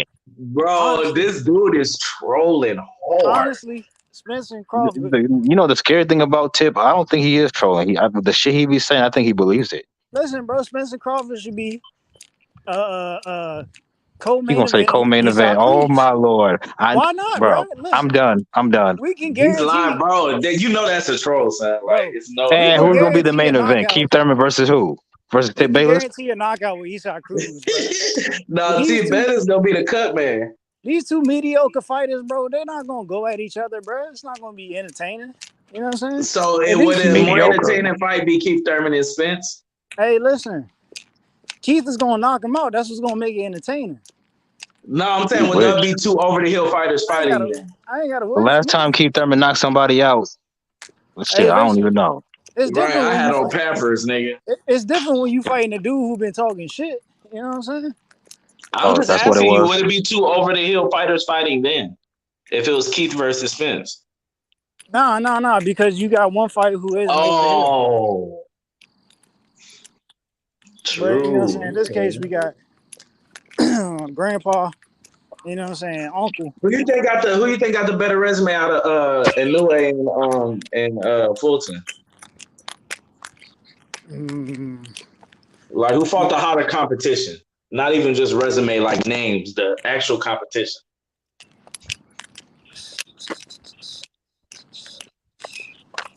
I don't really know. I can't really say. You know, they just posted Fulton versus Danny Roman on YouTube. Bro, Right, I y'all didn't need to watch go back that. and watch. Did you watch that shit, Travo? No, I seen they posted that shit, and I didn't want to click on it while I was live, so I was like, I'm gonna go back and watch it. Yeah, you need to, bro. Like that shit was a masterclass. Like in the first half of the fight, he was just boxing him, keeping his distance. And then like after the 7th, he said, "Let me just walk this nigga down, beat his ass." Like, bro is a complete fighter. Bro, I'm already knowing. After I seen that Figueroa fight, that's all I need. I think his last 10 opponents been undefeated, and looking good. And that's what made me think, bro, this dude is Inoue not really fighting nobody, to be honest. Angelo Leo's an underrated win. I'm telling you, Angelo was Leo was trash. like a highly touted prospect coming up. Stephen Fulton is good, but he's not great. All right. Well, I mean, what do you know about great? You like Keith Thurman. What do you mean? Keith Thurman is a great I'm fighter. just kidding. Keith Thurman was a pretty good fighter at his peak, but still, you just be over exaggerating the shit. I don't over exaggerate. Yeah, you do, bro. You think Keith Thurman is the best welterweight in the world? Is he not? Bro, when he talked about his potential fights, he mentioned Earl Spence. He mentioned Crawford. He refuses to say Boot's name or Virgil Ortiz. Why? Why is that? Do me a favor, right? Look at the resumes between Keith Thurman, Earl Spence, and Terrence Crawford, and tell me Keith Thurman ain't got the best resume. That shit don't mean nothing. Oh, now it don't mean nothing. It don't, because that's not gonna win you a fight. Now it don't mean nothing. It don't, bro, because that shit not gonna win you a fight. You can't come in there with a paper talking about, look at my resume. Look at Pacquiao and Ugas. Who had the better resume? That's crazy. He was washed up. That's like. But we talking about Pacquiao. First of all, Pacquiao was out for about a whole year, bro. So? When he fought Ugas. So you saying how long was he? He was out about a year when he fought Keith Thurman. Pacquiao and Keith Thurman both had surgery after that fight. That's crazy. You lost to that old ass man. Hey, bro. Pacquiao, that nigga was 50 years old. It don't matter at what age Pacquiao is at. He's gonna give you go. He wouldn't have done that to Terrence Crawford. I guarantee. About, him fighting Floyd again? Pacquiao and Floyd fighting again? That's not gonna happen. I mean, it would be nice. They'll make a lot of money. I would like to watch that. I never pay another $1 to watch Floyd fight again. Yeah, he's. I would be fighting somebody that was just that won the championship. How long ago? How many years ago? What, 2-3 years ago? Yeah. I would pay to watch that because it's actually somebody. Who, Pacquiao? Yeah. Oh, I pay to watch Pacquiao was in talks to. I don't know if he broke. What's going on, but he in talks. I think he's in talks of fighting somebody else in the ring. The way Floyd spends his money on like luxurious shit, Pacquiao spends his money on like crazy ass shit too. Like he gives his money away to charity. He spends it on his presidential elections. His wife. Yeah, like he spends it on a bunch of crazy ass shit too. So like he might need some money. Robbed and shit. Like, yeah, there's people around him like. Yeah, because he ain't got what Floyd got, so he ain't spending that type of money. I don't know where his shit going. It's like he got holes in his pockets. I don't know where the fuck his shit going. And then they keep having to fight like, damn, you don't got no investments, no nothing. Like, you know, it'd be a great fight at welterweight. Butayev versus Mean Machine. Nobody give a fuck about that fight. That'd be a great fight, bro. I'd want to watch that shit. Yeah, that'd be a great fight, but I wouldn't be calling for it. I can't wait to see Villa versus Boots. That's the fight. Especially Villa was talking that shit. Ooh, he gonna get started. I think that's a fight, bro. It's not a fight. That is a great fight. Why is it not a fight? You think Boots just gonna start you?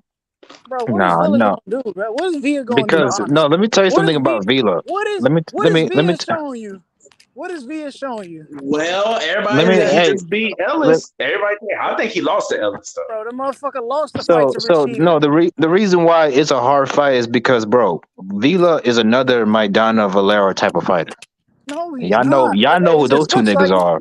It looks like it, but he's not. No, yes, he is, and let me tell you why. Roman Villa's record is 26 wins and 24 knockouts. But if you think about it, he could have had 25 knockouts, which means you have like a 95% knockout ratio. Bro, he just because Rashida Ellis. Let's be honest. Rashida Ellis was saved by the bell. Am I lying? He literally was dropped at the bell, and then when he got up, that's when the bell rang. So he probably would have been dropped again if it kept going. So what I'm saying is you cannot underestimate Villa's power. He can crack. Right. The only thing Watch that what I And tell you. Jerron gonna go in there and you're just starch trying to his call ass. him a bum. I'm not calling him a bum. But Okay, what well, I'm you're saying trying to is say he's not that the good only because you thing want to that hurt denigrate Boots' Rashidi in victory that if he fight, wins. the only thing that hurt Rashidi in that fight was He would Rashidi's talk shit about inactivity. anybody Boots fights. Literally, he Bro, could fight Terrence Villa Crawford. would be a dangerous He'd fight be for like, Keith he's Thurman. old. Villa be a dangerous fight for Keith Thurman. Are you serious? No, Yes, no, he I is. think it'll be a dangerous fight. Like he has moments he could be dangerous, but I think Keith I don't wins think that I fight. know. Yeah, I told you. Yeah, You I talking think about? Keith would. I think Keith would, but actually, I'm not sure. I think he would hurt Keith Thurman Yeah, maybe for sure. because Keith But Thurman he gets hurt wouldn't in not. every He wouldn't fight. stop him. He And wouldn't don't stop him. tell He could me, still lose. don't tell me if Mario Barrios bitch ass can hurt you, and that Villa can't hurt you. Nah, he can, but I don't think he would. Like he's not as educated. He don't have as good boxing skills as Mario Barrios either. He's not as good as a boxer, Vila. He gonna just follow you around till he could hit you, and when he hits you, that's the problem. But the thing is, though, he don't get tired. That's one Keith of Thurman is going Keith to Thurman's put That's a weaknesses. fact, but Keith Thurman's feet is too educated for him. Like Keith his is going feet's to too put a educated. boxing Yeah, clinic if on Keith his Thurman ass. can do that shit for 12 rounds, can he do that for 12 rounds? Yes, he can do it for 12. Bro, Keith Eventually, only you're got going to to win. stand there and fight. Bro, first of all, Keith only has to win 7 rounds. No, you seen how no, not in today's until everybody start calling it a robbery. Bro, Keith only has to win 7 It's rounds. a You better be right. robbery. No, the reason why this fight is interesting to me is because we've never seen Boots fight on the back foot. We've never seen Boots fight a big puncher like this either. Exactly. So it's interesting how he's going to fight him. Is he going to try to walk this nigga down, or is he going to fight off the back foot and try to I box him? think he gonna mix it all up. He Yeah. got everything. Like he's not like very He's a complete strong fighter. here and weak here. Like yeah, so he could just mix it up. Whatever Vila bring, bro. I can't wait till he just fold his ass. But Villa, hey, I remember the comments Villa made after that fight. He said that I'd rather fight a Mexican fighter because they don't run. Like, okay, yeah, all right, we'll see. His dumbass is getting out fucking boxed, and we're about to sit here and watch a bullshit fight, like every other close fight. That's a bullshit fight. That should be a fucking rematch. I don't Well, give a fuck Rashidi about Ellis, this bitch nigga. ass, man, nah, fuck that. Rashidi Ellis, he turned down the Boost fight. He don't deserve no damn rematch. Turn down the boost fight. How much were they willing to pay Rashidi? See, there we go. So he took less money to fight Villa and he lost. That's his fault. Fuck him. No. Build yourself back up, Rashidi You're Ellis. getting it confused. How much Get in were there they with willing Mean to Machine. pay Rashidi? It don't matter. They offer him more than they paid Villa. Rashidi turned down. Yeah, money. he turned down more money to fight He didn't Boots. turn down the fight. Yes, he did. He didn't turn down. He said it. He said it when he was going at it with Boots. He said that. Well, how much money were y'all paying? See, there you go. It was about money. Bruh. You're not turning down the fight. He turned down the fight, bro. All right, if you say so. Then. He did. Sorry, You say he's hate to break it to turning you. down the money, brother, not the fight. And Conor Ben's manager turned down the fight been the too. one calling out Boots. But, He no, other way around, my guy. No, it isn't, bro. Actually, no, it's not the other way around because that nigga's too irrelevant for Boots to be calling him out. But yeah. Well, he says one thing and does another. What was the other thing he did? He turned it down. All right, bro. That card was supposed to be Boots versus Rashidi Ellis. No, it wasn't, bro. Yes, it was. Yeah, that's what they were saying. That's what they were saying. It was supposed to be them two fighting. But it's like, well, we can fight next. We can fight next. Well, obviously, it would have probably been more money if they did fight next because they would have both had 2 good wins. But, you know. Honestly, do y'all think Karen would have outboxed Vila? Yeah. Yeah, he might have, bro. Honestly, he might have, bro. His footwork is crazy. And he might be a little bit more brave with well, I'm not sure. Until he gets caught, he'll be brave. Nah, Karen doesn't have Boots' IQ, so he wouldn't he would counter him a lot more. Karen will never beat any of the top welterweights Well, the bad thing about Karen is because of his performance, Karen is never gonna get an opportunity again because Showtime. He's just not strong. He's not strong.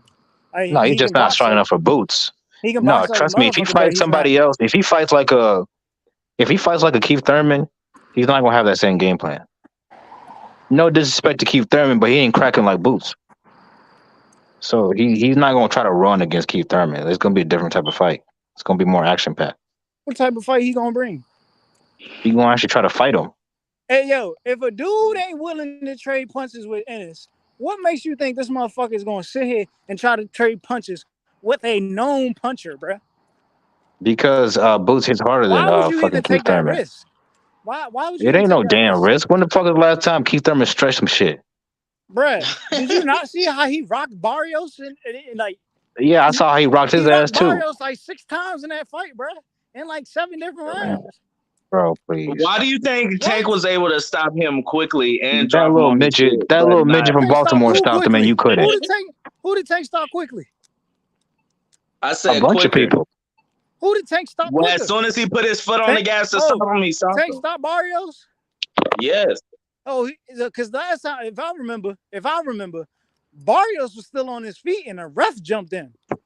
No, bro, Tank he didn't stopped him stop. because he couldn't Tank get didn't up. He stop him. couldn't get up with that body Tank didn't shot. He stop him. couldn't get up. Tank didn't stop him. He Yes, couldn't Tank get up. stopped him, Bro, bro. what are you Tank talking about? stopped him. Bro, what are you He talking about? stopped him with a body shot, fool. Bro, what are you talking about? Barrios Tank belted on the stopped ropes. Barrios. Bro, Barrios belted on the ropes and was moving lateral to his left-hand side, bro, circling out. And the fucking ref jumped in and stopped the fight. What are you saying? What are you saying? I watched the fight plenty of times, bro. I don't think that happened. I think it was the body shot. How much you want to bet, Chavo? How much you want to bet? How much you I want don't to bet got that my- Barrios is still on his feet, circling left, and the ref jumps in and stops the fight? How much you want to bet? I'm not exactly sure, but I'm about All right, then. If you're 70% not sure, sure. then don't tell me. So you think Keith is the hardest puncher at 147?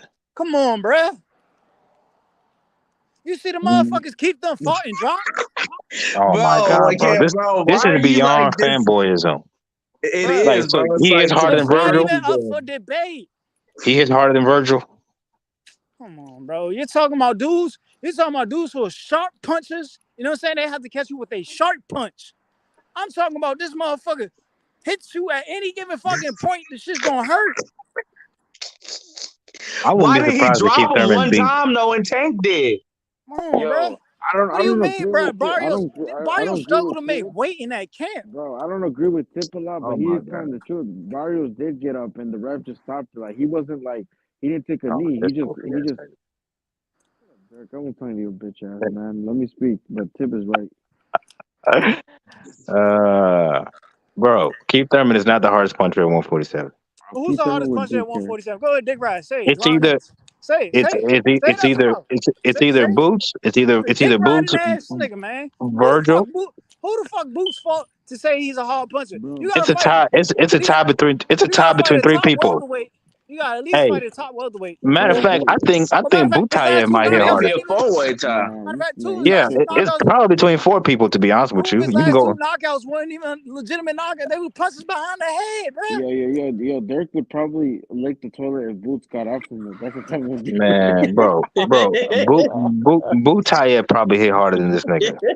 Bro, stop it. Bro, Karen would lose to Keith Thurman. I can't believe you're trying to hype up Karen. Like, dog, you don't even know who Karen was. I didn't say Karen would beat Keith Thurman. Manny Pacquiao said Keith Thurman was the hardest puncher he faced since fucking what's my man who was cheating with his gloves? Margarito. Since Margarito. Oh, that's a statement, bro. That's not like since Margarito. I mean, how many big punches did Manny really face? Right. Bro, how many punches did he Miguel face? Cotto, Marquez. I mean, Cotto. Okay, yeah, he's okay puncher, but no, like he didn't even fight. Yeah. Cotto I mean, Bradley, Floyd Mayweather. None of these niggas are really crazy punchers. Morales, Barrera, they're okay. They're great fighters, but they're not big punchers. Hey, bro, like that, you're hating, bro. It's cool. Tip. Do you hear this, man? He said that Barrera and Marquez are not great punchers. I don't even want to argue with Dirk. They're not, bro. They're not known as knockout artists. That's the truth. Yes, they are. Are you serious? Did you Hold see on, Although who Marquez y'all did got stretch at that nigga 168 for Benavidez and Canelo? Yeah, please be done. Who y'all got at Canelo or Benavidez? Man, you know what I'm gonna say. Yeah, I got Canelo. What you gonna say, Dirk? I got Benavidez beating his ass. Yeah. What about you, Tip? I got the best middleweight out of all of them. Man, that's not what we asked you, Tip. With the fate of the universe on the line. Damn, I need who you calling? one knockout. I'm going with Demetrius Boo Boo Andre. Oh my God. Get him off the panel. I asked you between 2 people. Chavo, this is what I don't like, man. I don't even like talking about this because this shit's hilarious, bro. We was talking about welterweights and other shit, man, because this shit gets ridiculous, bro. Tip just likes to be different, bro. He likes to be the He just like to contrarian, say nigga. stupid shit, bro. Bro, but I Like, got a question. Whatever happened to boxing scientists? Have y'all seen him? Fuck that kid. He was here just today. I forgot. I Oh think man, I on a gotta get different on his time. ass. We got an argument, bro. You see the shit he was saying to me Pause. just because I did, But go ahead. bro. He was saying some wild shit, bro. I know you heard the panel, bro. What he was saying just because I didn't No, agree what'd he with him, say? bro. He was being racist towards me. The kid's Aren't y'all weird. both? The kid is Aren't y'all weird, both bro. Mexican? Bro, that's what I'm saying, bro. I was confused. I'm like, wait, you do know you sound stupid, right? Like, and he's talking about, oh, I'm more like, bro, how can you be more Mexican? And like, Oh, he didn't make he's no saying you're fucking not a real sense. Mexican. No, I said that. How can you say you're more Mexican than this person? That person was born in Mexico. Like, he didn't make no fucking sense, bro. He He's called one me a of those. wetback. Listen, he's one of those people from the West Coast where their whole life revolves around race. Bro, no, it's not even that, bro. He was being racist to me. How does I'm that make telling you, sense, bro.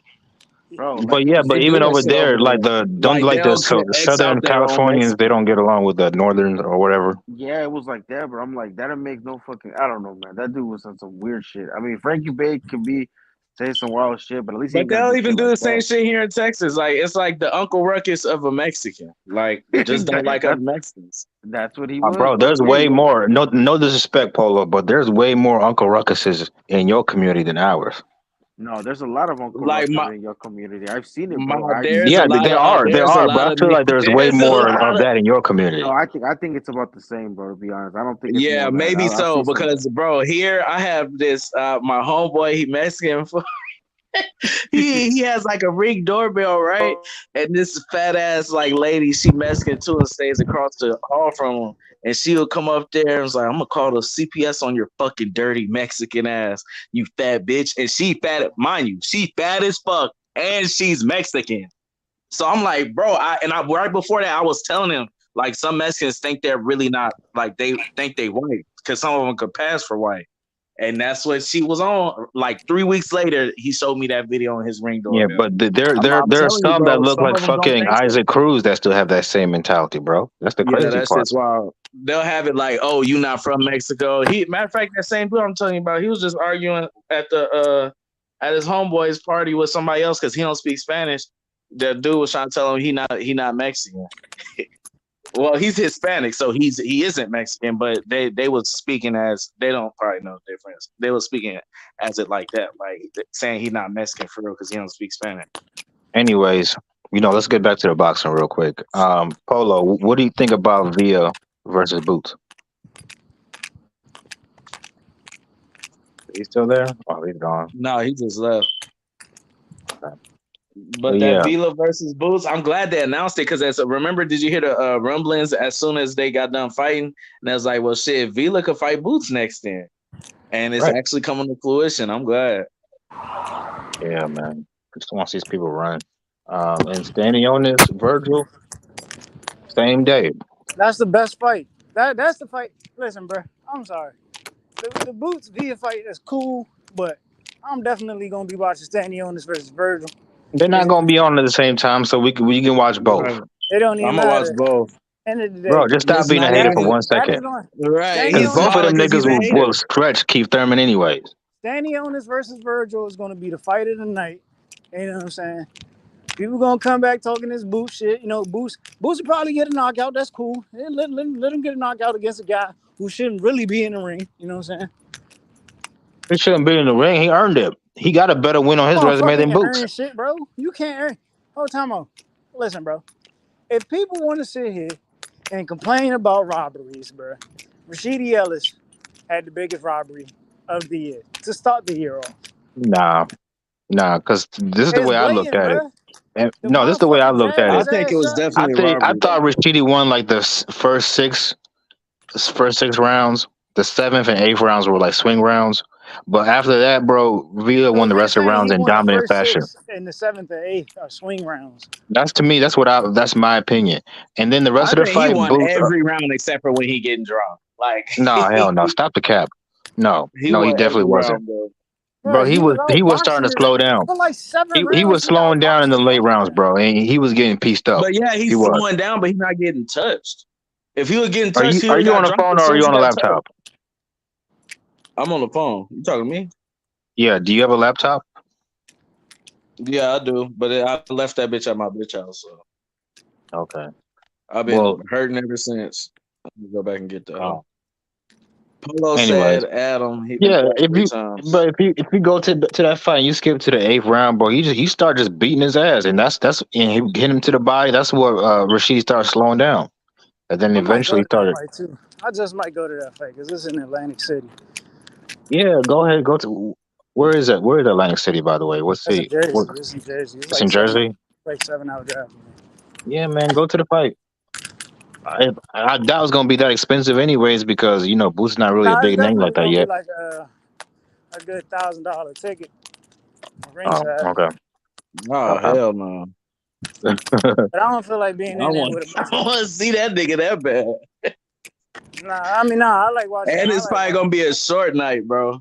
I like watching fights from the No, I ringside. don't think it's gonna be a short night, bro. Because Villa is one of them dudes that probably has a chin. Because you can't come up the way he fights and not have a chin. You just can't. Maybe, but you can have a chin and get hit with a cold 3-piece, especially by dudes he already thinks they can't punch. And then after Right. seeing You him can stop. versus Karen, his last fight, he gonna be like, man, this dude's all hype. You already seen what he said. He gonna Yeah, but think that and get hit with a do. bro, think about it. Think about it. When have you seen a pressure, like a good pressure fighter that doesn't have a chin? It doesn't exist because you can't have that style and not have a chin. You just can't. No, I'm Are not you saying he serious? don't have a chin. I'm saying to get. So you Name me saying one. everybody that got knocked out by Boots just don't have a chin? Oh, of course Boots not. ain't going. Lipinus had a Okay, chin. then. Since when you could crack for real, it don't matter how good unless you have a iron chin, Bro, you which may be I don't right. think Vila A has. That's nigga like very few Villa, people. you gotta beat Villa with a body shot, bro. Body That's what shot. just I might know happen. he going down. It's gonna be a body shot that beats Villa. Yeah, maybe. Probably. You know what I'm saying? It's gonna be reminiscent of Keith Thurman versus Diego Chavez. And Keith Thurman, you know what I'm saying, hit Keith Diego Thurman Chavez and Keith with that body Thurman. shot. You know what I'm saying? I bet you How be. I y'all bet you. feel I bet about you be watching Tio's Keith Thurman's all his old comments? fights. You know what I'm saying? How y'all Oh, feel about Tio's comments? The maybe little it might be aftermath reminiscent of when What did Keith he Thurman say? fought Jesus Soto about Karass. to him wanting to kill specifically what's his name? Josh Taylor. But I don't see no backlash. Like the shit is hilarious to me. Like the selective outrage. Like, oh, we're gonna Because, do an bro, it's for a investigation on couple of Wilder. reasons. Like what? It's for it's for a couple of reasons. The obvious one we I already just think know, they don't believe but him for real. the second one is because he's not as big a name as Deontay Wilder. I Yeah, don't think that's it. and literally nobody's talking about this fight. I don't Exactly. think it's What you don't think? What I Ted? What you also about to think say? they don't believe him because all the shit Tio said, I don't think they believe him. He's like literally everywhere. And I think he Man, playing mind games with Taylor, and Taylor's just like sitting back laughing at it. Like, if I was I don't know Tio, I what the would just shut the hell up and no. be zero dark The 30 and just go about my thing is, right? business. Wilder said that, right? It wasn't the fact that Wilder said it. It's the fact that what happened after Wilder said it. Wilder went in the ring and got knocked the fuck out. After he said he wanted a body on his record, Yeah, nobody gave a fuck about it. It just who sounds knocked him good. out right after that? Fury. But no matter of fact, Fury dropped him. He lost to Fury. Fury dropped him and he lost to Fury? Wasn't right that after he said those comments? No, you're mistaken, brother. Yeah, bro. Am I That tripping? was like a year before him and Fury fought, I believe. Nah, bro. No. That was way before him and Fury fought, bro. Where he lost to Fury, that was way before him. Where he said, I want So body I'm on my saying, record. like, why put it? And then I'm not talking about regular people. Like, nigga, there was an investigation. They said we're gonna investigate. Investigate what, bro? Think about that. Investigate what? Like there were commissions and people on boards talking about what they gonna do with what he said. Like, bro, the double standard and the selective outrage was crazy to me. People can say whatever they want to. obviously. But once you start going to sanctioning bodies and people talking about the boxing commission, we're gonna investigate this. Investigate what? It's crazy to me. I liked what Tio said though. Like me personally, but I just don't believe it. I don't believe that shit. Yep. And then if he do go in there to fight Taylor like that, bro, you're gonna get your ass whooped. You came in there with that same attitude with Cam fucking Bosos. And he put you on your shit. You gonna go in there with that with Taylor, a bigger, stronger, longer, better boxer? Okay. And your power is not the same as it was at 135 as it is at 140. Tio looking You don't strong. have devastating power. You don't have Have y'all seen Tio, bro? Tio looking Yeah, strong. and have you seen Taylor? Tio looking strong, bro. I'm telling you. Have you seen Taylor? Josh Taylor big, bro, but I'm telling you, Tio's looking strong. And Taylor Tio is don't got strong. Tio don't got the skill set to fuck with Josh Taylor. He don't, bro. Unless you down to put money on that fight, Tip. Yeah, because like, bro, like We really, can put a 50 ideally, ball on it right now, Tip. Don't run from it. ideally, if you want to beat a guy like Josh Taylor, if you're gonna, play that, you got to have a jab and know how to fight off the back foot, which Tio don't really know how to do that. And then on top of that, he don't know how to fight in the trenches. So what's he gonna do to Josh Taylor? I don't think he can really hurt him with just one punch. Right, Tip. Don't run from your comments now. What's up? I don't see how he wins this fight. That's your man's right, Tip. Tio, you say he can beat Taylor? What's up? 50 on it. Tio, bet it. You said what? Bet it. All right, bet up then. It's locked in. I got Taylor. Big dub. Easy for me. If you think Josh Taylor about to beat Tio, you tripping, bro. All right. You think they definitely gonna win, bro? And it's not gonna even be like I don't see how he possibly Ramirez in the back chat. That nigga rap probably sleep, fool. I don't know. But yeah, he definitely gonna. Okay, well, Tip. Matter of fact, let's just break it down. How you think he wins? You mean it's the perfect style for Teofimo, bro. Okay, well, give us the game plan. Teofimo's gonna be Teofimo. It's gonna be aggressive. He's gonna come forward. He's gonna make it a fight. You know what I'm saying? Don't get me wrong, Josh Taylor, he a motherfucker who's gonna dig back for sure. But you know what I'm saying? It's just gonna favor Tio, bro. It's simple. It's simple to break, bro. Style. It's easy to break down styles, bro. So I keep telling y'all, when you watch a motherfucker like Bud and Spence, bro, it's not hard to predict who gonna win. You see a nigga like Thurman, bro. It's not hard to see, bro. You know what I'm saying? Spence got a style that could slow Thurman down, bro. But them early rounds, Keith's gonna be putting it on his ass. Okay, and who wins versus Spence versus Crawford? Since that's an easy way to look at it. Crawford's gonna win, bro. This is bro. Okay, so him and Crawford gonna fight. Listen, Crawford bro. and Listen. If you watch any Derrick James fighter, bro, Derrick James fighters cannot be boxers, bro. It's just the styles is just not tailor made to be the boxer, bro. Oh. So what about Crawford versus Thurman? Just watch Charlo versus Julian Jackson. Watch Charlo versus Jackson. Watch Charlo versus Harrison 1 and 2, bro. He struggles, bro. That's another fight I'm missing too, where he was losing. He's down in the scorecard. But his power Big is keeping Charlo him does at the bay. same thing. So you said what? They just fight similar. Big Charlo does the same thing, and he's not with Derrick James. Nah, so. Jamal is a much better boxer than Jamil. He's not more of a fighter. Yeah, and they don't even have the same coach.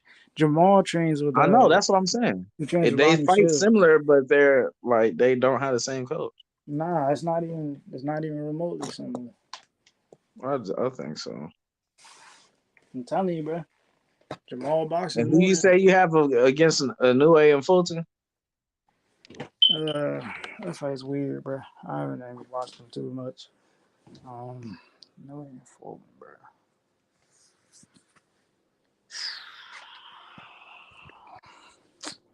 True. I might have to ask Fulton, dog. I ain't gonna hold you. Yeah, me too. Me too. You think Canelo gonna take this fight with Benavidez though?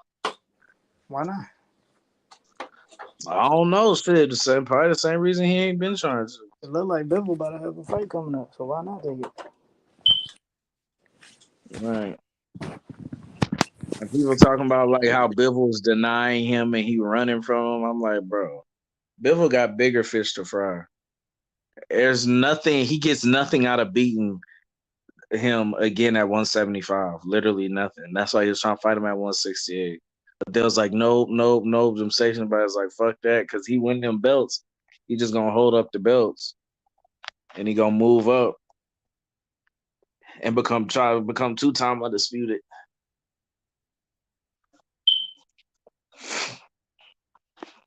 That's why they want him to fight him at 168.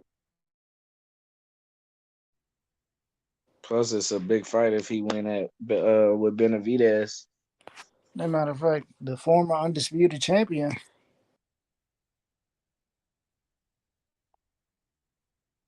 What? Oh, that motherfucker knocked out.